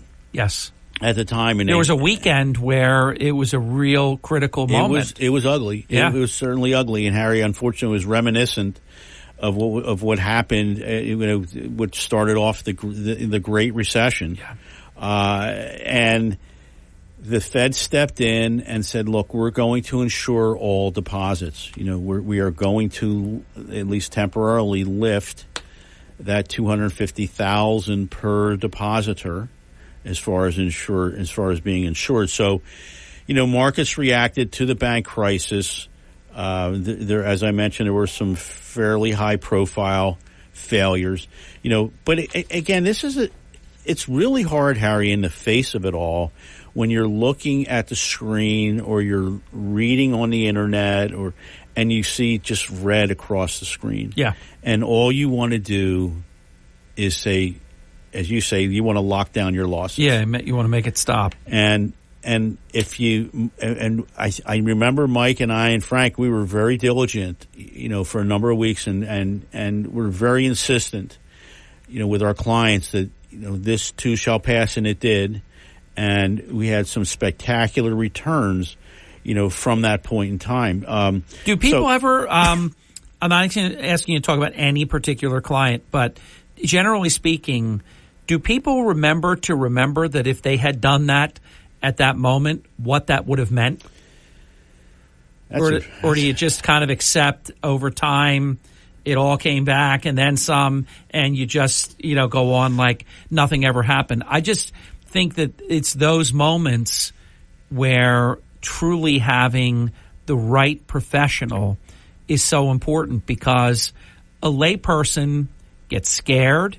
They see a certain percentage gone, and then they're wondering, hey, at least I can cut my losses now, as opposed to having the stomach, to stay in the game and to win.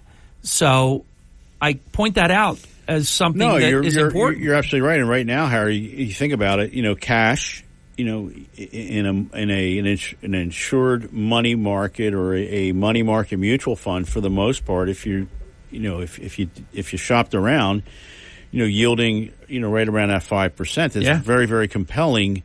On top of that, we talked about. But you agree, though, that's not a long-term strategy, though. Harry, no, this is just happens to be the way it is now. Hope is not a strategy. So you think about, we've had a number of events. Harry, we've been doing this 31 years and 6 months and 6 days and 30 and 22 hours, or whatever the number is. You're pretty close. but Harry, all right, it's 9 months. Okay, 31 years, 9 months, 20 days. 8 hours and 30 minutes. You should have that on your phone. I can always figure it out, though, because it's just July 1st. But you think about all the events that have happened in our time together every Tuesday morning, right, wrong, or indifferent. The more, tech bubble. And we've had it all. You think about the average rate of return on quality equities. Call it 9.5% per annum. But remember, it never goes up that each and every year. No, we have to go to the bottom of the hour break, but I'm reminded over the past 31 years, 9 months, 20 days and 8 hours and now 31 minutes, that we have covered boom time USA. We have covered slight downturns. We have covered mild recessions. We have covered recessions. We've covered great recessions. We've covered double dip. We covered when Atlantic County had the highest home foreclosure rate, highest unemployment rate in the entire country, and I guess the point to this narrative is, what's the expression that you coined on your show about not timing the market but spending time in the market? Everybody that's been with us for those 31 years, 9 months, 20 days, and 8 hours and 32 minutes now understands exactly where they are now, and they went through, if they've been here for the full ride, they went through all these ups and downs. They did, and Harry, it's a testament of time, and it separates truly those that think they can trade the market, and invariably, Harry, 90% of those people that do it are terribly unsuccessful. Yeah, exactly. We'll be right back. Don't go away for all of your financial planning needs. Call 609-383-2010 to the Chuck Malamut Group at Morgan Stanley. This is the Town Square, New Jersey Info and Weather Network. With Chuck Malamut early in the morning, I have 3 stories that you can follow on the WPG Talk Radio 95.5 app. Please read my report. Don't listen to incomplete, premature, even in some cases, false reporting. Read my report about the Atlantic City Air Show. It's important. Check it out. I found the best deviled eggs in the Atlantic City area. They were not hard to find, but they are fantastic. And what happened to Atlantic City Mayor Marty Small? From the Town Square, New Jersey Info and Weather Network, I'm Chief Meteorologist Dan Zarrow. Happy first day of spring. The equinox officially occurs at 11:06 p.m. tonight, and we're looking at a cool and relatively quiet transition to the new season. Breezy today will go from sun to clouds, high of only 48 degrees. Mostly cloudy tonight, chance of a flurry, low 39. The chill relaxes a bit tomorrow, high 55. Still breezy with sun and clouds, spotty afternoon showers possible too. Get weather 24/7 wherever you are. Download our free mobile app today. This is an important safety. Listen at home or in the office on your smart speaker. Just say, play WPG. You're listening to Hurley in the Morning. Mays Landing. I'm from Milica Township. Listen at home or in the office on your smart speaker. Just say, play WPG. EHD. Ocean City. Hurley in the Morning on South Jersey's talk station. WPG Talk Radio 95.5. Thank you very much. It's 37 minutes past the hour on the Hurley in the Morning program. Chuck Malamut, time is yours. I know we are on consumer expectations. So we've spent a lot of time this morning, Harry, talking about inflation. Well, it's the number one issue in the minds of Americans. So the Federal Reserve Bank of New York, Harry, they came out with their February survey of what they call consumer expectations. And it shows that 1 year inflation expectations hold steady at 3%. 3 year expectations rose from 2.4 to 2.7%. 5 years, those that responded with respect to expected inflation, Harry, running at 2.9%. And again, that moved up from 2.5% just a month ago. So I think what we're seeing is that and you coined it ever so well, earlier today, with what people are thinking about. Pam went to the grocery store. Is it you go grocery shopping or you go supermarket shopping? Either is acceptable. I hear people say both. I think you ought to. I think that's a great question for your listening audience. I think a lot of people still say grocery shopping or food shopping. I think more people say food shopping. All right, I want you to put that out there, okay? But Pam was food shopping the other day, and just some random lady walked up to her with this in the produce section with some jar of I don't know what kind of produce, but it was $6. And the woman was like, she was outraged. You just can't believe what you see. Dill or something. You can't believe what you see. And Pam looked at her and she goes, well, what do you want me? I agree. Chuck, what do you want me to do about it? I told you about my friend who bought 3 apples for $5. Yeah, crazy. That's insane. I was saying to Chuck off air, and I won't say the name of the big box store that I go to, but you almost have to go to a big box store because the prices are crazy. They are absolutely insane. Yes. In some places. Even crazy Eddie Antar is saying that this is insane. Oh, that's bad. Oh my God, terrible. Harry. It's you terrible. Make us really old with that commercial. But what is happening, to the consumer, U.S. retail sales, did rebound, but not to the expectations. They were up 0.6% in February. They declined 1.1% during the month of January. But again, it's the same story. Retail sales account for about 28% in consumption.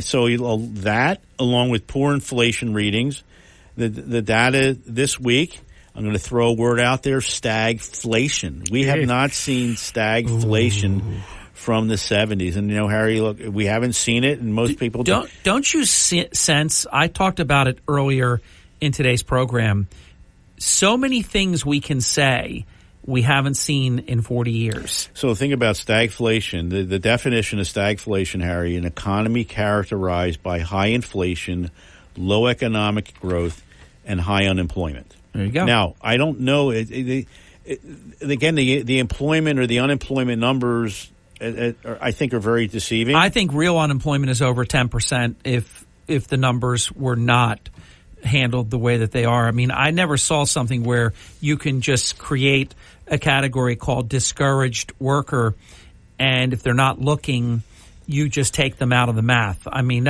come on, they're still out of work. So our numbers, they're not real. I agree, Harry, because there's way too many layoffs, currently happening, and such gyration in their own reporting. I've never seen anything like this. Not Harry. like that. I mean, I always accept the numbers are never going to be perfect. And, when you come back the next month, if it was, lowered or increased by a reasonable amount, I would not, have the problem I have with it all. But you just can't be off by like 160,000 over 2 months. It's terrible. What do you call that? Fuzzy math, right? Yeah, that's fuzzy math. That's no good. We're going to get the break in when we come back. Next topic, and it's an important topic, is U.S. retail sales. Chuck will let us all know, are they, is this a good report or is this a disappointment? Chuck has the news when we come back. And for all of your financial planning needs, call 609-383-2010. Starting your day the right way with Hurley in the morning. Biden is going to drive this country into the ground. WPG Talk Radio 95.5. You're waking up with Hurley in the morning on South Jersey's talk station, WPG Talk Radio 95.5 and the WPG Talk Radio app. Starting your day the right way with Hurley in the morning. We need to do what's best for this country. WPG Talk Radio 95.5. And we are back. Chuck Malama continues all about your financial matters. And when we left you, Chuck was going to be talking about the International Energy Agency and their forecast. How are they looking at things? So, Harry, the International Energy Agency, it comes as no surprise, did raise their forecast for world oil demand this year by 110,000 barrels per day to take you to 1.3 million barrels a day. And, you talked about the cost at the pump, and I think you're starting to see that because of the demand that's out there, for oil and fuel. And that comes in spite of, this is what the Fed kind of hangs their hat on. They're saying, well, maybe the economy is okay. And if it is okay, we don't need to start cutting rates. So the Fed's in a very, very, very, very difficult spot right now, Harry. When you get reports like this, raising the output, and I guess if anything that's going to help, hopefully, the cost, keep the cost in line. But and obviously it is the one candidate, the former president's campaign theme is drill, baby, drill. Yes. I mean, yes. But we do have an administration that's adverse to drill, drill, drill. So. Yeah, I mean, what is it, November 6th, 5th? 5th? How many days are we talking about? 230 days. Okay, there you go. So, but Harry, speaking of the stock market, and, how's everybody feeling? If you ask the average person on the street, this is great. This is great. What you're about to do. Great, but Harry, right now it's called the BBR. It's the bull bear ratio, which shows the highest reading since December of 2017. Because even though it doesn't feel this way for everybody out there, for most people out there, there are more bulls than there are bears, aren't there? There are, Harry. I knew it. The reading that doesn't feel it. Right. The reading that we're looking at right now, it's the highest reading we have seen, Harry, since December 2017. Do you have an answer to why, by the numbers, certainly if you look at the indices that have hit, several highs, all three of the indices, and there's many more than three, but the three that we talk about, why are things better than people think they are? Why are things better than what people think they are? Yeah, by the numbers. But Okay. but maybe the answer is people can't feel it because prices are still so high and they don't feel. So when they hear this stuff, there's sort of that disbelief. And remember, the market is a leading indicator. So it's ahead of what's going on. 6-9 months a year from now where we're going to be. Remember when they just printed fourth quarter earnings, better than expectations. Yeah.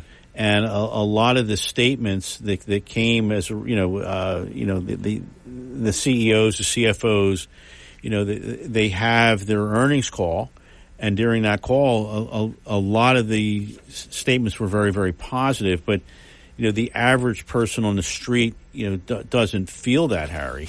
Those that own equities obviously have had a pretty good time of it over the last year. And, remember we talked about the market starting to broaden out a little bit out of the Magnificent Seven, because there's another 493 stocks in the S&P 500. But the concern that you have to think about here is that the indexes are what they call market capitalization, meaning the larger companies have a bigger piece of the index. So right now, Harry, the 10 largest stocks that make up the S&P 500 have a 25% representation of the S&P 500, Harry, and that is in fact a record. I mean, wow. We don't look at what happens day to day in the markets, but yesterday was kind of reminiscent of what we saw in 2023, where a lot of the big tech names were up pretty substantially. But what we saw as we got into 24, that the market is starting to broaden out a little bit, and ultimately, we're hoping that continues, because that really is the strength of the market. You don't want to rely on a handful of companies. Kirk just texted me a note saying that he watched two pundits just say that the Fed may raise rates again in the second quarter due to persistent Bidenflation. Do you actually think they would raise rates? Well, I think they... Oh, my God. The election's over if they raise the rates. I'm hoping not, because... Me too. Harry, when you look at it... I don't want that to be true. It was just a couple of weeks ago, Powell was, pretty insistent. He became very, dovish. He was very hawkish for quite some time and said that we think we're done, and the next move is going to be a cut or a reduction. And so, I find that hard to believe. But Harry, me too. In the world, as you say, the world of bizarro world. Yeah, anything is possible. And hold on to your seats. Don't be standing up at 2 o'clock. I'm going to say that's not. I'm going to say that's not going to happen. I don't believe it. I agree with you. It's the first I'm hearing. And if I was just a strategic, uncaring person that just wanted something that would absolutely tank the incumbent, I'd be rooting for it. But I root for us to win. I'm not going. I'm not. I don't believe that. Two people said it, but they're going to be wrong. I do agree with Chuck, though, that the rates are not going to be decreased as much as we thought they were going to, but I don't see them. I even before Kirk wrote that, I posed that to you a little while ago in the negative by saying, well, they can't raise interest rates, so that would be bizarre. I love this next topic. Chuck and I, for more than 3 decades, we have talked about the debt. We have talked about how it continues to grow. We now know that our debt is growing at a rate of $1 trillion every 3 months, which is obviously ridiculous and unsustainable. Chuck, do our politicians have any concerns for our growing levels of debt? Because it sure doesn't seem like they do. Well, Harry, a politician's number one job is what? Getting reelected. Okay. And to keep in place their status quo? To keep in place, basically Social Security. Yeah, the apparatus. Yeah. The funding mechanisms, the entitlements. The beast. They want to keep feeding the beast. And the problem is you can't keep doing that, Harry, because, we are getting older as a country. But notice though, if any candidate comes out and says Social Security is going to be, insolvent or a big problem by the year 2032 or whatever year, because they always throw out different dates that are in the not too distant future trying to get you to think about it. The moment you say that changes have to be made, the other political party beats you to death and says you're going to cut benefits to retirees, the most vulnerable in our society. Can you do this? So they never, ever fix the problem. But the problem is here that the politicians, I think, Harry, don't necessarily care so much about the growing federal debt. They don't. And the deficits. But what you do have to be concerned about is the various credit rating agencies, Moody's and S&P and Fitch's of the world, they care a lot. And they're watching very, very carefully, Harry, as these deficits, continue to grow quarter by quarter by quarter.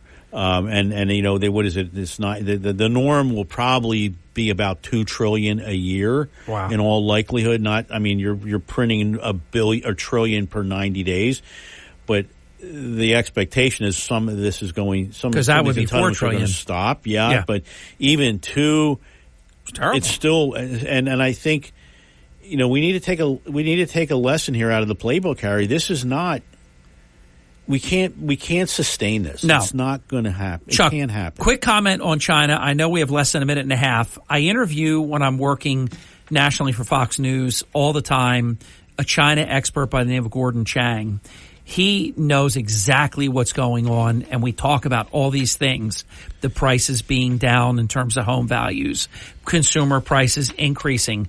China, and I know they do a lot to try to iron fist control the message, but it's not a great time in China right now. No, but Harry, there's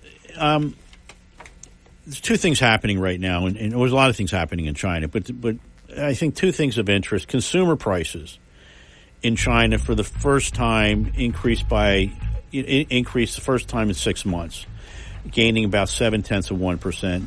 Producer products continued to decline. However, producer prices, Harry, continued to decline, falling 2.7%. On the flip side, we talk about housing. Right. New home prices in China declined for an 8th straight month in February, Harry. There you go. They fell by about 0.3% compared to where they were in January. So, as you just said, things are not so great in China. It's a matter of, what information are we actually being fed? I was going to say that. Does your gut tell you it's even worse than that? I think it is. Yeah, right. They're willing to say that. Exactly. But they never tell the truth. So that is understated. Chuck, awesome program. The program that you just listened to. And Chuck is with us every Tuesday morning in the 8 o'clock hour. Sponsored by Chuck Malamut. Chuck, until next time. Harry. WPGG Atlantic City. WENJ HD3 Millville. A Town Square media station. Everything you need to know in 6 minutes starts now. From Harry Hurley Way and the world's playground to the broadcast pioneers of Philadelphia Hall of Fame, you're about to find out why Harry Hurley has been named to the Talkers Magazine list of the 100 most important talk show hosts in the nation. Live from the studios of Town Square Media in Northfield, it's Hurley in the Morning on WPG Talk Radio 95.5 and the WPG Talk Radio app. Thank you. Welcome back. 6 minutes past the hour. Ladies and gentlemen, Chuck Malamut has left the building. I'm watching him leave the building. I have chatted with Todd as recently as, 8:49 a.m., and he should be joining us in just a moment. We're going to review his brand new book, which today is the official release date, Twilight's Last Gleaming. Those words sound familiar. Todd Starnes, he knows how to hit the center cut of the bullseye. Twilight's Last Gleaming. Can America be saved? Now, I have a simple answer to that. Yes, elect my former boss on November 5th, and America can be saved. I will tell you this, and I don't know that my good friend Todd Starnes is going to disagree. If Joe Biden, I know it's like a Freddy Krueger, Jason Voorhees, Michael Myers monster movie, what I'm about to say, but if Biden is reelected and they can bake 4 more years of Bidenomics and Bidenflation, forget about it. Then the answer to Todd's book is answered. November 5th is truly a tipping point in American history. Todd Starnes, nationally syndicated radio host, nationally renowned television host for Newsmax Television, and, of course, best-selling author, and his newest book, Twilight's Last Gleaming, Can America Be Saved? We're going to review it right here, right now. Todd, welcome to the Hurley in the Morning program, my friend. Harry Hurley, always a great joy to hang out with you, my friend. Well, let me say thank you. I have so many thank yous for you. Number one, thank you for being my friend, and I can't believe how fast it's now a lot of years that we've been friends, and we've done a lot of good work together. And I tell my audience this whenever I possibly can. You were the one that gave us the shot to do fill-in national work, and I will always be grateful, Todd, for you doing that.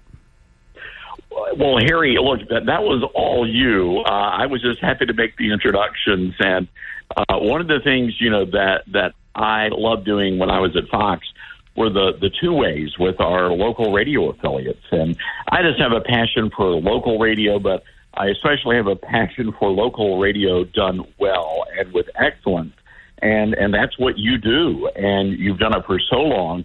And I hope the people there in South Jersey appreciate the fact that is a rarity. Someone like you, a very rare breed in talk radio these days. So congratulations for your longevity and the great work and the charity work that you do for South Jersey. That's what radio is really all about. And I love and thank you for that, Todd. And I love what you're doing, because you know the power of two-way talk radio and live local two-way talk radio. Before we get into Twilight's Last Gleaming, let's talk about KWAM. For those who don't know, Todd not only has his nationally syndicated daily radio program, noon to 3 every day, and, of course, his afternoon work with Newsmax Television, and often, it seems like every year, but certainly every other year, if it's even that long, you've been writing great best-selling books as well. And in your spare time, you decided to buy a radio station. So you are a radio station owner. You are a radio station programmer. And KWAM, you guys have been winning really acclaimed awards and really making it happen. Tell our listeners about your radio station. Well, thank you, Harry. And KWAM is a heritage radio station that was left on hard times in Memphis. We were the station that Elvis Presley first performed on as a 15-year-old teenage boy. Johnny Cash and B.B. King had radio programs on KWAM, so it has this rich history and legacy in the early days of rock and roll and the blues. And it was really an honor to buy the station. It really didn't have much of an identity 4 years ago, and I decided to turn it into a conservative news talk radio station where we do the news fair and balanced, and hired an incredible team of folks, and they're just crushing it. And KWAM now has over 250,000 people who listen every month on our stream, and our ratings are just really exploding. I'm so happy and so proud of our great crew here. But we really wanted to be the place where Memphis goes for breaking news, and that became our slogan, our motto. And we do that every single day. We live in a really dangerous city right now. I love Memphis; it's my hometown, and we want to make Memphis great again. There you go. And Harry, I will tell you that over the past year, we have seen an 18% increase in the number of minority listeners to KWAM, which is huge for us because we're a majority-minority city. But that tells me that there's something going on the Democrat side of the aisle where people are abandoning the party and they're looking for answers elsewhere. Todd, you were ahead of the curve. It's now in vogue. A number of national personalities and just, regular, ordinary, great Americans are moving from either their blue state or wherever they might be at the present time. And a lot of people are choosing Tennessee. Tennessee is becoming, I'm not saying it wasn't, but it's becoming very popular, isn't it? Well, you're right. But our concern is, and I write about this in the book, the concern is they're bringing their politics with them. There you go. We live in a super majority Republican state, so we're all very happy and content here, except in Memphis, which is the bluest of blue dots in the entire state. So, but But again, it's it's tough. So you're welcome to come here. We welcome you with open arms. But for the love of God, leave your politics at home. Todd, every day we talk on this program about how California has been wrecked. As you know, and I know the time you spent, I've been with you in New York City multiple times. The time that you spent in New York City is destroyed at the current time. I always believe things can come back, but not with the people that are in charge and not with the policies that are in place. So you look at all these places, Seattle, Portland, Philadelphia, L.A., San Francisco, New York City. We could go on and on and on and on. Chicago. Every major Democrat city, every major blue state, they're destroyed right now. California, if they weren't backfilling with illegals, I mean, look at the migration, outbound migration. The number one industry right now in California, Todd, is moving companies. How about that? It's so sad. And Harry, a couple of weeks ago, I was speaking at the Reagan Center in Santa Clarita County, which is just north of Los Angeles. And I was really impressed, first of all, by the youthfulness of the crowd. But to a person, they were like, the one thing they get aggravated by are their fellow conservatives packing up and leaving the state. You know, they want people to stay behind and fight. And I think there is a really strong remnant there. And I get it. I understand why people are moving. But it's like here in Memphis, we get the same thing. People are moving out to the suburban counties. And we're trying to tell people in this, we have 1.3 million people here, citizens. Let's stay. Let's fight. And let's stay and win. See if we can save things. That's right. Yeah. Absolutely. Now, I want to piggyback off of what you had said a moment ago. People leaving where they are to come to conservative states, but they bring their extreme hard left politics with them. Why would you had to leave because of that philosophy of governance? Why would you bring that to where you're going? You picked where you're going because it's better. So that to me, that's cognitive dissonance. People that just whistling to the graveyard, willingly voting against their own self-interests. I liken it as the book to kudzu, which if you've been in the Deep South... I know kudzu because I have family in Atlanta. It grows and it grows and it grows no matter how much you cut it. And, Harry, it kills everything it touches. Yes. That is liberalism. And it's not indigenous. A lot of people don't realize that. Kudzu was actually brought here from Japan. What a mistake. So it's not indigenous. So that's the problem with liberalism. It's not indigenous to Tennessee, so don't bring it here. Yeah, so invasive. Oh, my gosh. It's like bamboo. It just, people don't realize, this is going to look good until it's like a monster. It takes everything over. Let me get a break in. I have to see. I didn't check ahead of time. I should have to see what kind of time. Todd Starnes is a national star, and he's got a radio station, a program, and all kinds of things. Let's see how much time Todd has this morning because we want to give a big plug. Today is the actual official day one release. So it's simple to do. I've already, Todd, you always do, but I think I'm going to demand that I be treated with the respect that a customer of yours deserves. I'm going to put your mic back on before we go to the break because I went to Amazon.com and I am a Todd Starnes paying customer. Okay? I want you to know that, Todd. I'm a paying customer. Uh-oh. I know. So what do you say about that? Harry, first of all, you didn't have to do that. We have a copy. I have a list of books that I'm supposed to sign in my office. And you and Jeff Stein from our friend at KXEL, you are number one and he is number two in the list. So you're going to have two copies. Good. Well, I definitely need the one from you because you're going to autograph it to me. But I always do this. I want to be a paying customer and I want to be an official book scan and I want to help, you become the New York Times bestselling author that you are.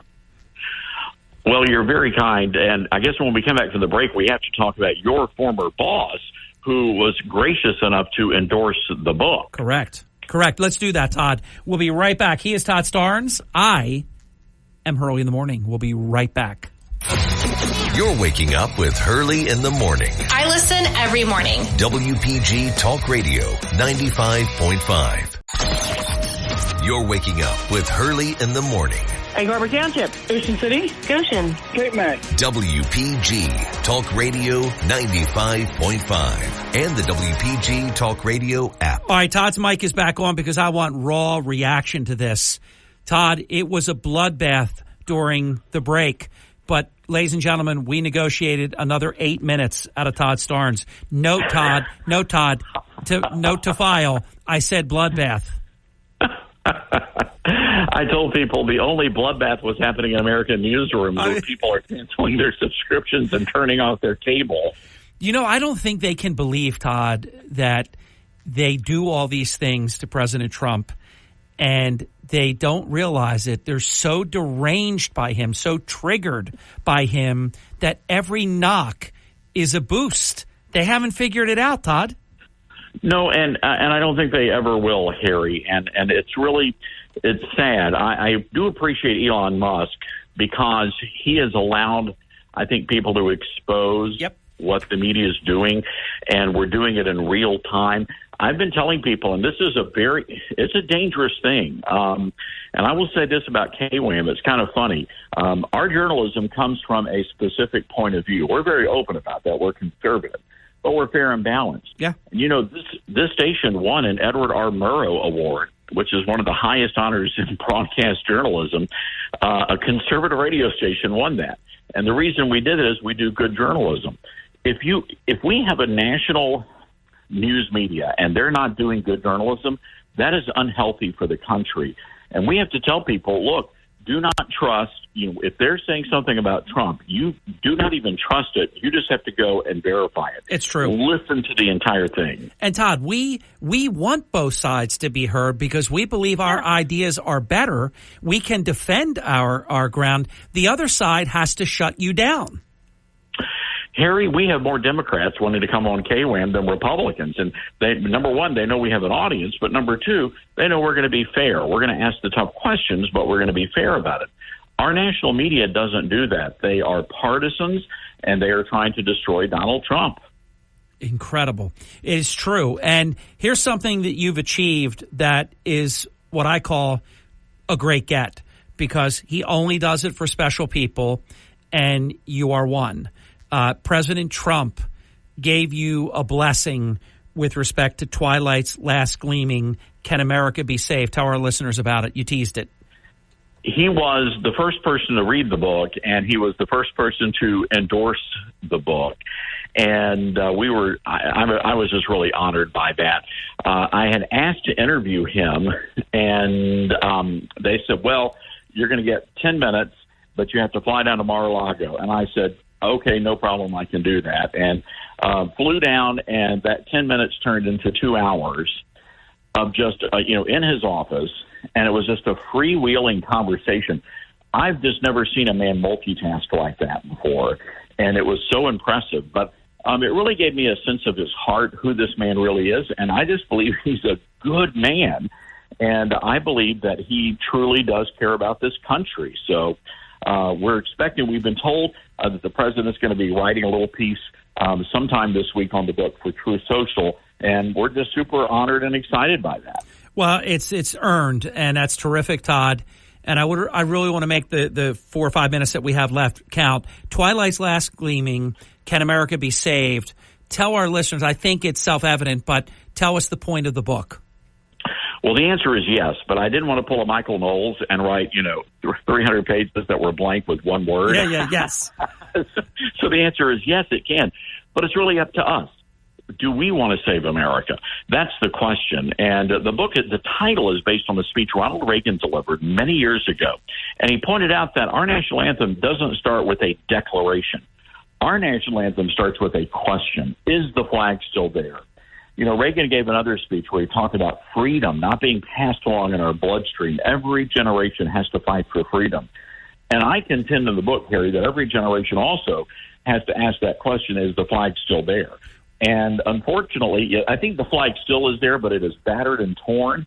We take people through a wild and hilarious ride through what's been happening. Some people might call it gallows humor, but there's a lot to laugh about in this book. There's a lot to cheer. There's a lot to get angry about. And hopefully at the end of the book, people are going to be inspired. How long did it take you to write this book, Todd?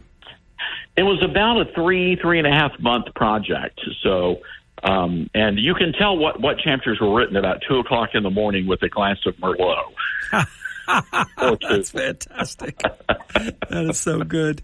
There are a couple of them written with some Tennessee sipping whiskey. Any sweet tea? There were a few. The religious chapters. There you go. Oh, that is so good. I was teasing in an article that I wrote about deviled eggs because in the South and in the West, they won't call them deviled eggs because they don't want to say devil. So they have different names for them, angel eggs and things like that. So it's kind of funny that we're talking about the adult beverage section of the book. I love it.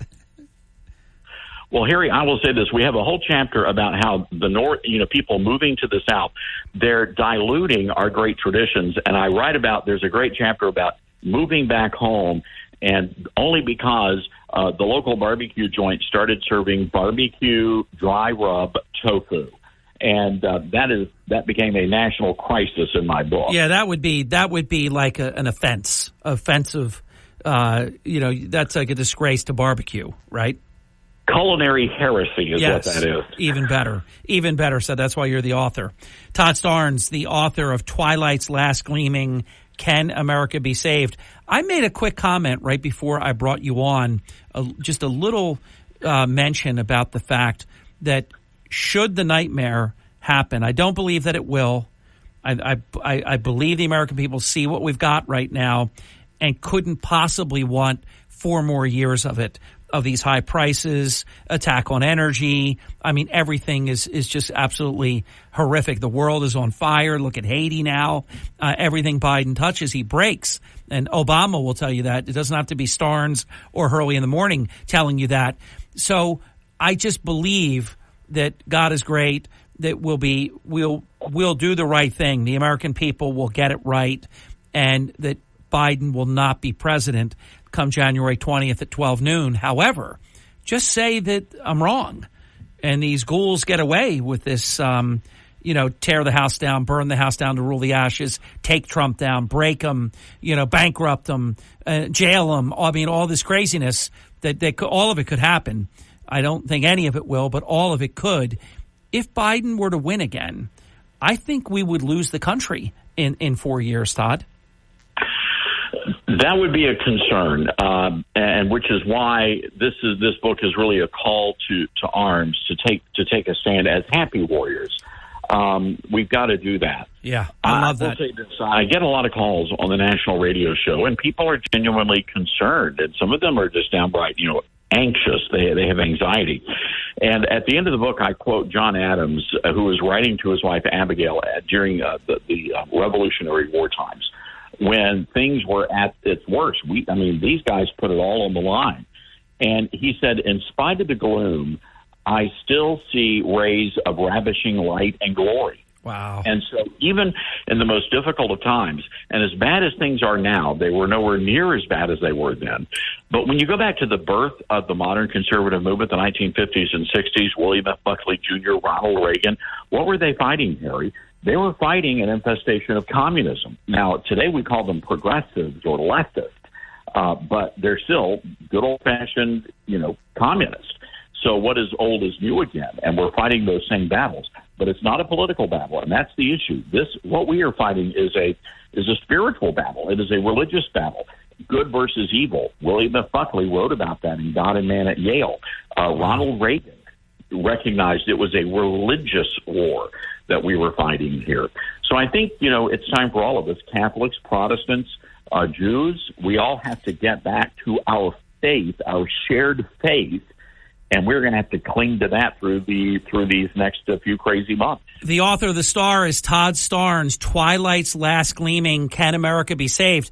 I don't want to let you go, but I know you have another interview that starts right now. So until we meet again, and you're welcome to come back anytime, my friend. Harry, I got to get back there. Great people in South Jersey. You know it. And I mean here on the program, too, anytime you want. Best wishes. We'll keep giving you a push on this. Your work is so important, Todd, and it's an honor to present you and even more of an honor to be your friend. Likewise, Harry, you're a good man. Thank you, Todd. You too, my friend. See you now. All right. Todd Starnes. We actually, during the interview with Todd, I was text messaged, and I will be working nationally later today. So you can find me. It's not a scavenger hunt. You can find me. And looking forward to it. I'll have a lot of work to do right when we sign off here. Ladies and gentlemen, it is wide open forum right now. I've got to get the break in, but I hope you'll call me. The phone lines are complete. Well, they're not open now. 609-407-1450. Your phone calls the rest of the way. With apologies, it's our first wide open forum of the morning. We had Kirk, we had Chuck, we had Todd, and now we have you. 609-407-1450. Call me now. Listen to this closely. You have an opportunity to play and win a $500 Visa gift card right here on the station that plays the winners, WPG Talk Radio 95.5. What's the best way to get through winter? How about getting ready for springtime? WPG Talk Radio 95.5 has your chance to win a $500 Visa gift card. Use it for a mini vacation to Cape May, a shopping spree in Atlantic City, hundreds of ride tickets in Ocean City, or more pizza than you can possibly eat on the Wildwood Boardwalk. The choice is yours. A $500 Visa gift card is up for grabs now on the WPG Talk Radio app. You're waking up with Hurley in the morning. WPG Talk Radio 95.5. Live. Starting your day the right way with Hurley in the morning. Honesty and transparency, is not afraid to get down and dirty and really just tell me the truth. WPG Talk Radio 95.5. Thank you so much for waking up early in the morning. We have 30 minutes until Brian Kilmeade. Let's make it count. The best open forum in the history of the New Jersey metro market, but I know I can expand that. I know it. 609-407-1450. I hope you'll join our program and join our discussion. Just check in. 609-407-1450, and we'll talk about what's important to you. Welcome to Hurley in the Morning. Glad you called in. Good morning, Harry. Morning. I have been waiting at least 3.5 hours to ask you one question that I know you can absolutely answer. I am here to you deserve an answer with what you just said. I am all ears. Okay. You having been from the banking industry, okay? Yes. This is this question regarding banking. Yes. All right? Now, let me frame it a little bit. There's no question in my mind that Donald J. Trump is going to post that amount of money, the $464 million, okay? Well, wait a minute. There's every doubt. His lawyers have written the entire process to say they can't put the money together. There's only 30 bond entities that even do this kind of thing. None of them do something in the neighborhood of $454 million. The highest they go is $100 million. He doesn't have the liquidity to collateralize it. Real estate does not. And by the way, George, this is no conjecture here. I'm giving you Trump's lawyers filing to the state of New York. They cannot post this bond. I understand that. Okay, but I thought you just said you have no doubt in your mind that he's going to post the bond. No, I didn't say that. What did you say? Okay, hold on. I said, Bob, let me answer this question. Okay. That is what you said, though. Number one, I understand. Okay. There is no question that in my mind, okay, I don't care about his lawyer's mind, okay, because I believe his lawyers, okay, as we speak today. I believe everything they're saying, all right? However, there's no question in my mind, no matter how demented that anybody may think that it is, that he will post it. Okay, well, I appreciate that, but that's not based on anything that we know. For example, his net worth, according to Forbes magazine, is $2.6 billion, which I believe he is worth that.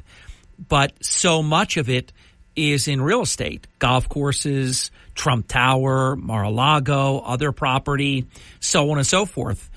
Liquidity in order to get a bond, real estate is not a liquid asset. It's a shame, but with as valuable as it is, and that you really can turn around real estate, anything within 30 days that you have in your portfolio that could be turned into cash within 30 days is considered a liquid asset. Real estate, though, is not one of them. So, George, I love your optimism, but it's sort of like that 365 pizzas that you owe me when you said that Trump was going to win every single state, and that's impossible. That could never happen. His own team is saying they may be saying that, and then they have until March 25th to post the bond. We'll know on March 25th if there was any, game of chicken here or something. I don't think they have the liquid cash to collateralize the bond in order to post it. Harry, I'm trying to get to the point where you can answer my question, okay? Please. Well, but information is important, though, too, George. You're not the only listener. I'm trying to have a conversation with you and everybody else at the same time. You have to admit you are irrational at times. You have to admit that. There's no question about that. Okay. Okay, so what I'm trying to ask you is, can it be posted in cash? It only can be posted in cash or anything that is a liquid asset. Okay, fine. So if it can be posted in cash, in my opinion, there's no question in my demented mind that he's going to post that cash. Okay? And I believe, in my opinion, he's going to get that cash from Elon Musk, who's worth $200 billion. Yeah, I brought that up weeks ago, but guess what? That could happen, but I don't think it's going to happen. Elon Musk is not even going to make a contribution during this campaign, and until yesterday's communication that he put out, he wasn't going to endorse either. Now he has said he may offer an endorsement in the fall. He's not full-throated behind Trump. He's absolutely not behind Biden. I mean, the Biden administration is investigating him, George. I mean, awful what they've done to Elon Musk merely because, I'll tell you what, if he doesn't buy Twitter, he is a government darling. I mean, paved with any surface that he would want to drive or walk on. Biggest friend to the government, obviously with all the SpaceX stuff and all of that. I floated the idea of Musk floating a bond. I don't think he's going to do it, George. Okay, well, here's my question regarding Elon Musk then, okay? Yeah. Because this is all part of it. Is there weaponization of the Justice Department against Elon Musk today? In my opinion, absolutely yes. Okay. Is there weaponization of the Justice Department against Donald Trump? No doubt in my mind, yes. Okay. Now you've got two. Whether Elon Musk wants to make an endorsement or not is irrelevant in my thinking. I'm only talking about one item. Well, this is true. I mean, George, if Elon Musk says this is inherently unfair, this is lawfare, they've targeted like a communist nation would the opponent of, the challenger of the incumbent government, and then they set an onerous amount of money that almost no one on the planet would be able to post, and they have very strict conditions upon, if he could put up his assets, he could do that 5 times easily. He could post that 5 times, but they have the liquid cash requirement, and that's a whole nother ballgame because most people are invested, and they're not invested and have, absolute liquidity. So maybe Musk will do it. I don't know why I'm leaning towards I don't think he will, but it's not beneath him. Don't forget, he's no longer the richest man in the world. Let's not cry because he's not poor. Bezos is back at number 1, and Tesla is hemorrhaging cash. There's a lot of problems. He has a lot of issues, George, where posting 554 million or 454 million, I think, is the minimum, but it's going up by something like 100 or 200, 100 and some thousand a day in interest on top of that. It's not a duck walk even for Musk to be able to post this. Well, I would only hope that somebody who is allegedly worth $185+ billion would have sufficient liquidity to loan Donald J. Trump the 500 and some million, whatever it is, in whatever business arrangement could be made.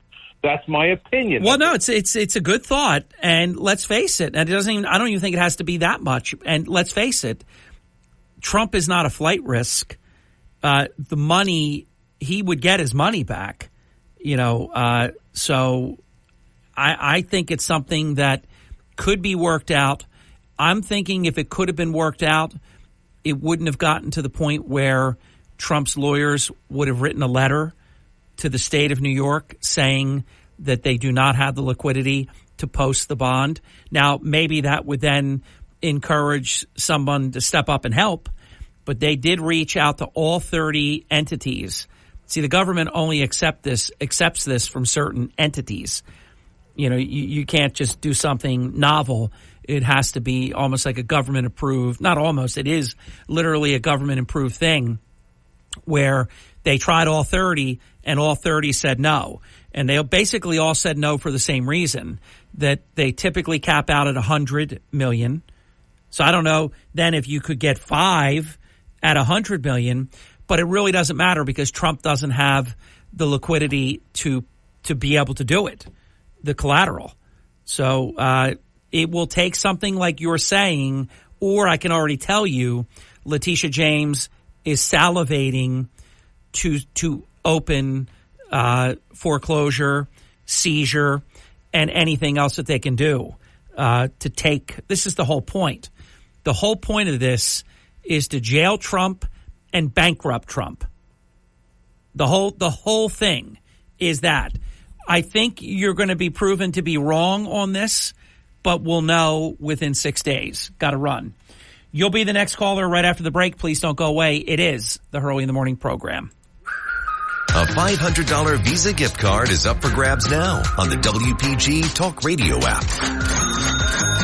You're waking up with Hurley in the Morning on South Jersey's talk station, WPG Talk Radio 95.5. WPGG Atlantic City, WENJ HD3 Millville, a Town Square media station. Hello, America. It's Ted from Consumer Cellular, the guy in the orange sweater, and this is your wake-up call. If you don't have Consumer Cellular yet, now is the perfect time to switch and save. For a limited time, new customers can get wireless service for as low as $15 a month for your first year. Yep, the same exact nationwide coverage as the leading carriers for $15 a month for an entire year. What are you waiting for? Call 1-888-FREEDOM or visit consumercellular.com and use code radio15. See consumercellular.com/firstyear15 for promotional details. When a service member or first responder dies or is catastrophically injured in the line of duty, okay, who's there to help them or their families left behind? Who's helping our homeless vets and our nation to never forget 9/11? Well, that's the Tunnel to Towers Foundation, and right now they can only continue this great work with your generosity. We hope you'll join all of us here at Team Hannity. Go to their website, commit to $11 a month. It's the letter T, the number 2, the letter T.org. The letter T, the number 2, the letter T.org for the Tunnel to Towers Foundation. You're waking up with Hurley in the Morning. Makes me think about things a little bit differently. WPG Talk Radio 95.5. Fox News was just literally showing a poll. Gen Z unhappy with the direction of the country. That's under 30. 73% of Gen Z unhappy. 51 point some odd percent support Trump. Biden is in, I caught it out of the corner of my eye. He's in, I believe, the low 30 percentile. Do you realize how unprecedented? I'm telling you, because Trump, if you remember the Flintstones cartoon when Fred Flintstone became the rock star Hi-Fi, but then they spread a rumor that he was square, and they took their fingers and they made, even on the screen, they put like a dotted box. And once Hi-Fi was square, all the young people fled. His popularity waned, and it was over as fast as it started because the younger people felt that Hi-Fi was square. Trump is cool to young people. If this was a stodgy, and I love Bob Dole, I love his service, and I got to meet him. Ironically, we're talking about Trump a lot. Donald Trump called me and said, Harry, I want you to meet Bob Dole. Can you come over right now? I said, absolutely. And boom. Maybe I'll do a little piece about that. And the picture, Senator Dole signed it for me. You know, those days you had like hard copy pictures, not digital really. And I got it signed, and just, it was amazing. And, you know, all these people were shaking his hand like backwards because you remember he used to carry a pen in his right hand.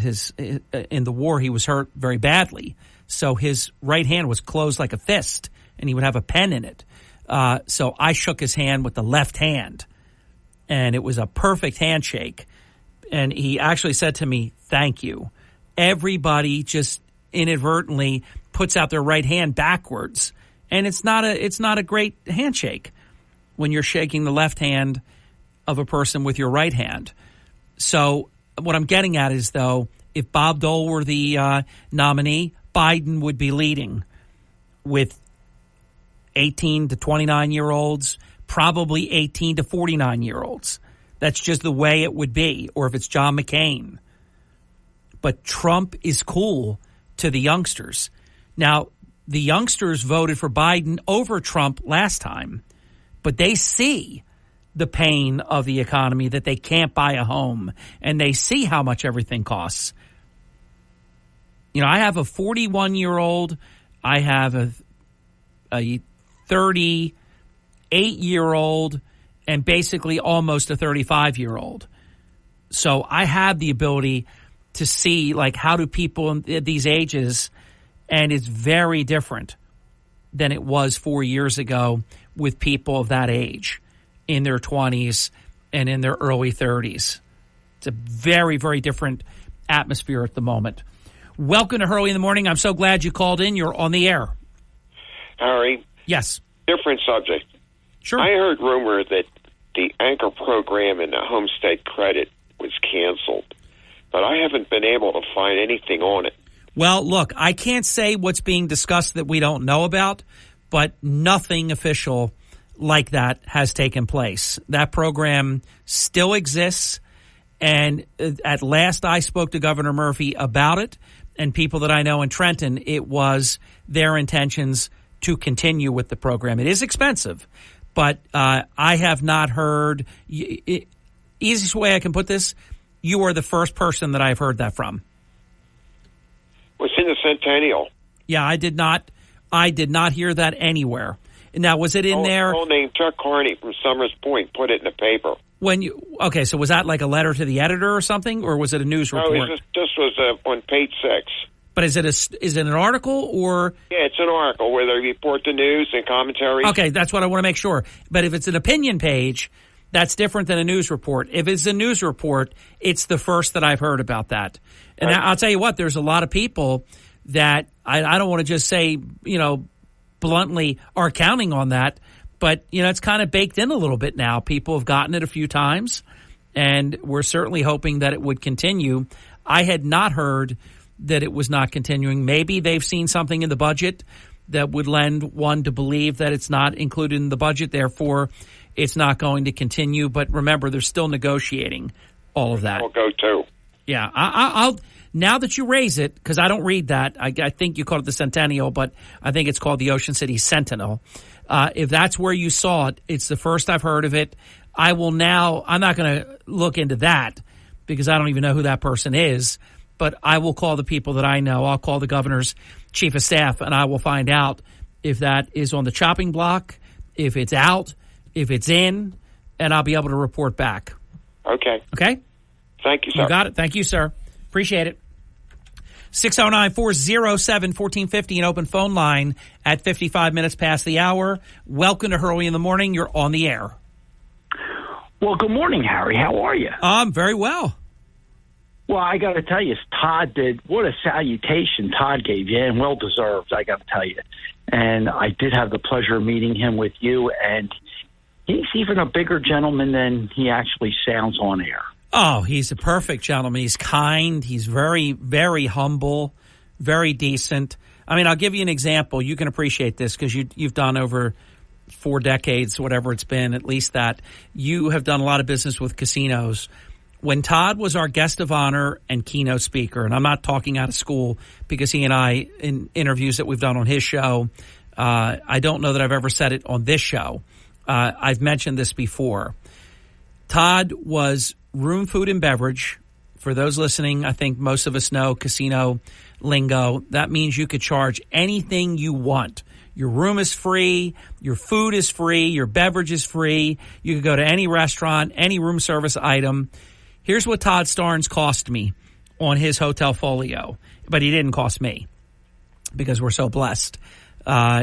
He charged the following: a hamburger, not even cheese, a hamburger, that's it.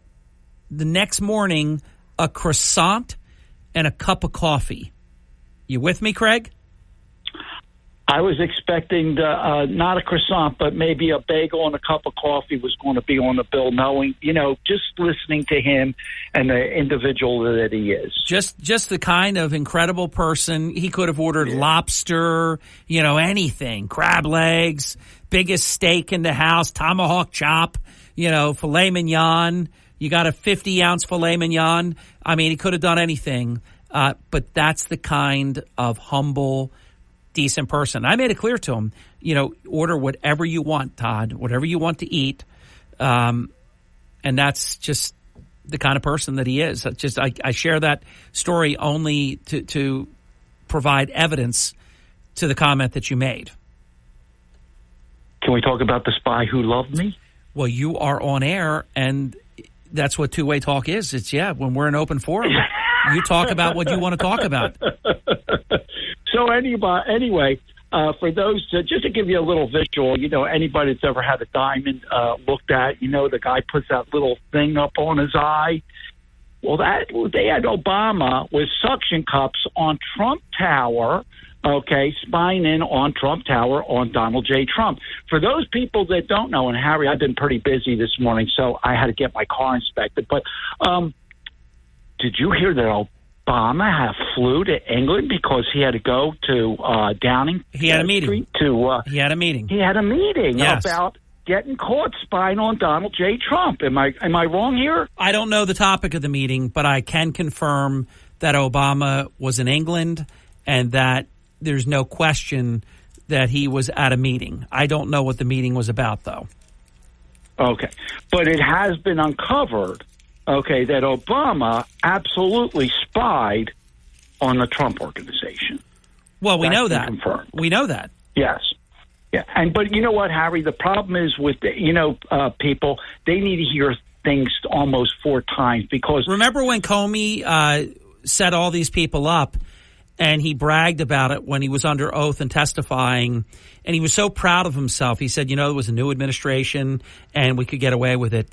When they did the horrific things that they did. We're talking about truly contemptible, awful people. Well, that's why they call it the first insurrection, was actually in 2006. Yeah, they were the insurrection. Remember, that is Saul Alinsky's Rules for Radicals, which is their playbook. Everything they're guilty of, Hillary was the one colluding with Russia, and it's documented. So what do? They take their stink and they put it on you, and they say you're colluding. And then for 3.5 years, they run that lie until the Mueller report comes out and vindicates Trump, and then it's proven that the Clinton campaign was colluding with Russia. But if that was such a big deal, why didn't that become a problem for her then? And then we know the rest of it. So everything that they are guilty of, they accuse the other side of. It's like an art form. It's a sport with these people. They're very good at it. No, I will say this. They're not very good at it because they get caught every time. What they have is a lot of support. Remember, all they're looking to do when you're playing the game that they're playing, they don't care how many fails they have. They fail all the time. All right, Russia collusion didn't work. Then we'll do the Zelensky phone call. All right, the Zelensky phone call didn't work. Now we'll do this allegation. And now that didn't work. Now we'll do bloodbath, even though it's obvious he was talking about the auto industry. If China succeeded in having large manufacturing plants in Mexico, what that would do to devastate the American auto industry. And he said he would have 100% tariff and it would be a bloodbath.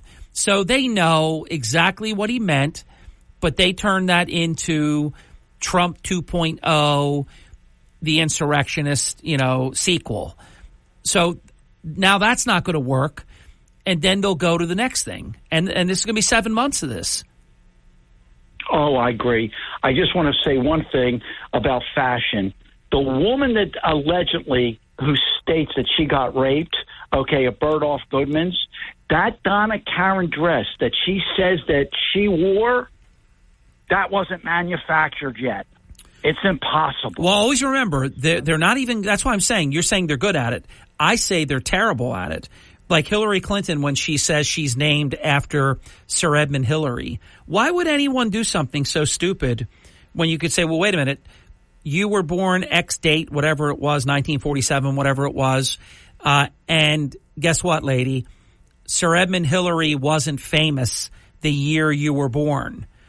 So she wasn't named after Sir Edmund Hillary, but she just, it's like Joe Biden when he lied about his life story. I forget the guy's name, and now I remember it, Neil Kinnock, out of the United Kingdom. He stole the guy's life. I mean, verbatim. I don't know what about his own life isn't good enough, but he plagiarized somebody else's life. I submit to you, Craig, the exact opposite of what you said. They're not good at it. They're terrible at it. But they have a lot of Democrat media, compatriots that will proffer their lies, and then if one fails, they simply go on to the next one. The Pelosi smear. I'll go with that one. There you go. And Harry, that's why I say they're good at it, because they know it'll be. No, they're not good at it. They what they are is they're relentless about it, and they'll never stop. But they get caught every time. Being good at something means you succeed. They fail, so that by definition they can't be good at it. What they are is practiced, but their results are very poor. Well, we lost an election because, in my opinion, they're very good at it, because look at that. No. What they were good at in the last election that mattered was locking down social media. And I give them credit, because Trump beat them on social media in 2016. They beat him, but he beat them fair and square in the open arena where everybody could post. Where they succeeded was corruptly having Facebook and Twitter and all of them retaliate. Remember Hunter Biden's laptop? If you wrote about it, you were deplatformed or suspended, and they said it was not true. And then they had all those intelligence people come out with their lies, and nothing's happened to them. If Trump gets back in, they all need to get charged. I agree. All right, Craig, you have a great day. Let me get in one more call. Welcome to Hurley in the Morning. You're on the air. Time is yours. Harry? Yes. I just want to ask one question. I'm here. Could they set up a fund me page for Trump? I can't believe that you just said that, because guest listener, and I didn't have a chance to write him back yet, guest listener Ken wrote me, I know it might sound weird, but how about a GoFundMe page for Trump? Yeah, well, that's what I meant. I know. That's what you just said. You left out one word, but I knew that's what you said. So here's my answer. Yeah, here's my answer to that. Why not? I think a GoFundMe page for Trump would raise an incredible number of millions of dollars, probably. Yeah, you're right, Harry. Now, listen, if it was easy to raise $454 million, then he'd have that in his campaign war chest. So when you think about GoFundMe pages, sometimes they're set up for $5,000, $10,000. If it's something like someone needs an operation, it might be a six-figure one. It sounds like a great idea. but it would not be easy to raise what would be necessary, but every bit helps. Well, yeah, you're right there, Harry. Somebody, hey, listen, you could do it. You could go on and do it. All it takes is one person, and as long as they don't take it down, I don't know how they would legally do that, but they have taken pages down before, though, if they don't like the cause. But legal fees all the time. I've seen GoFundMe pages for legal fees. Somebody ought to do that. I don't have time, or I would do it. Somebody should do that and see what it would deliver. It probably would make the person that did it very famous. Brian Kilmeade begins right now. I have been on late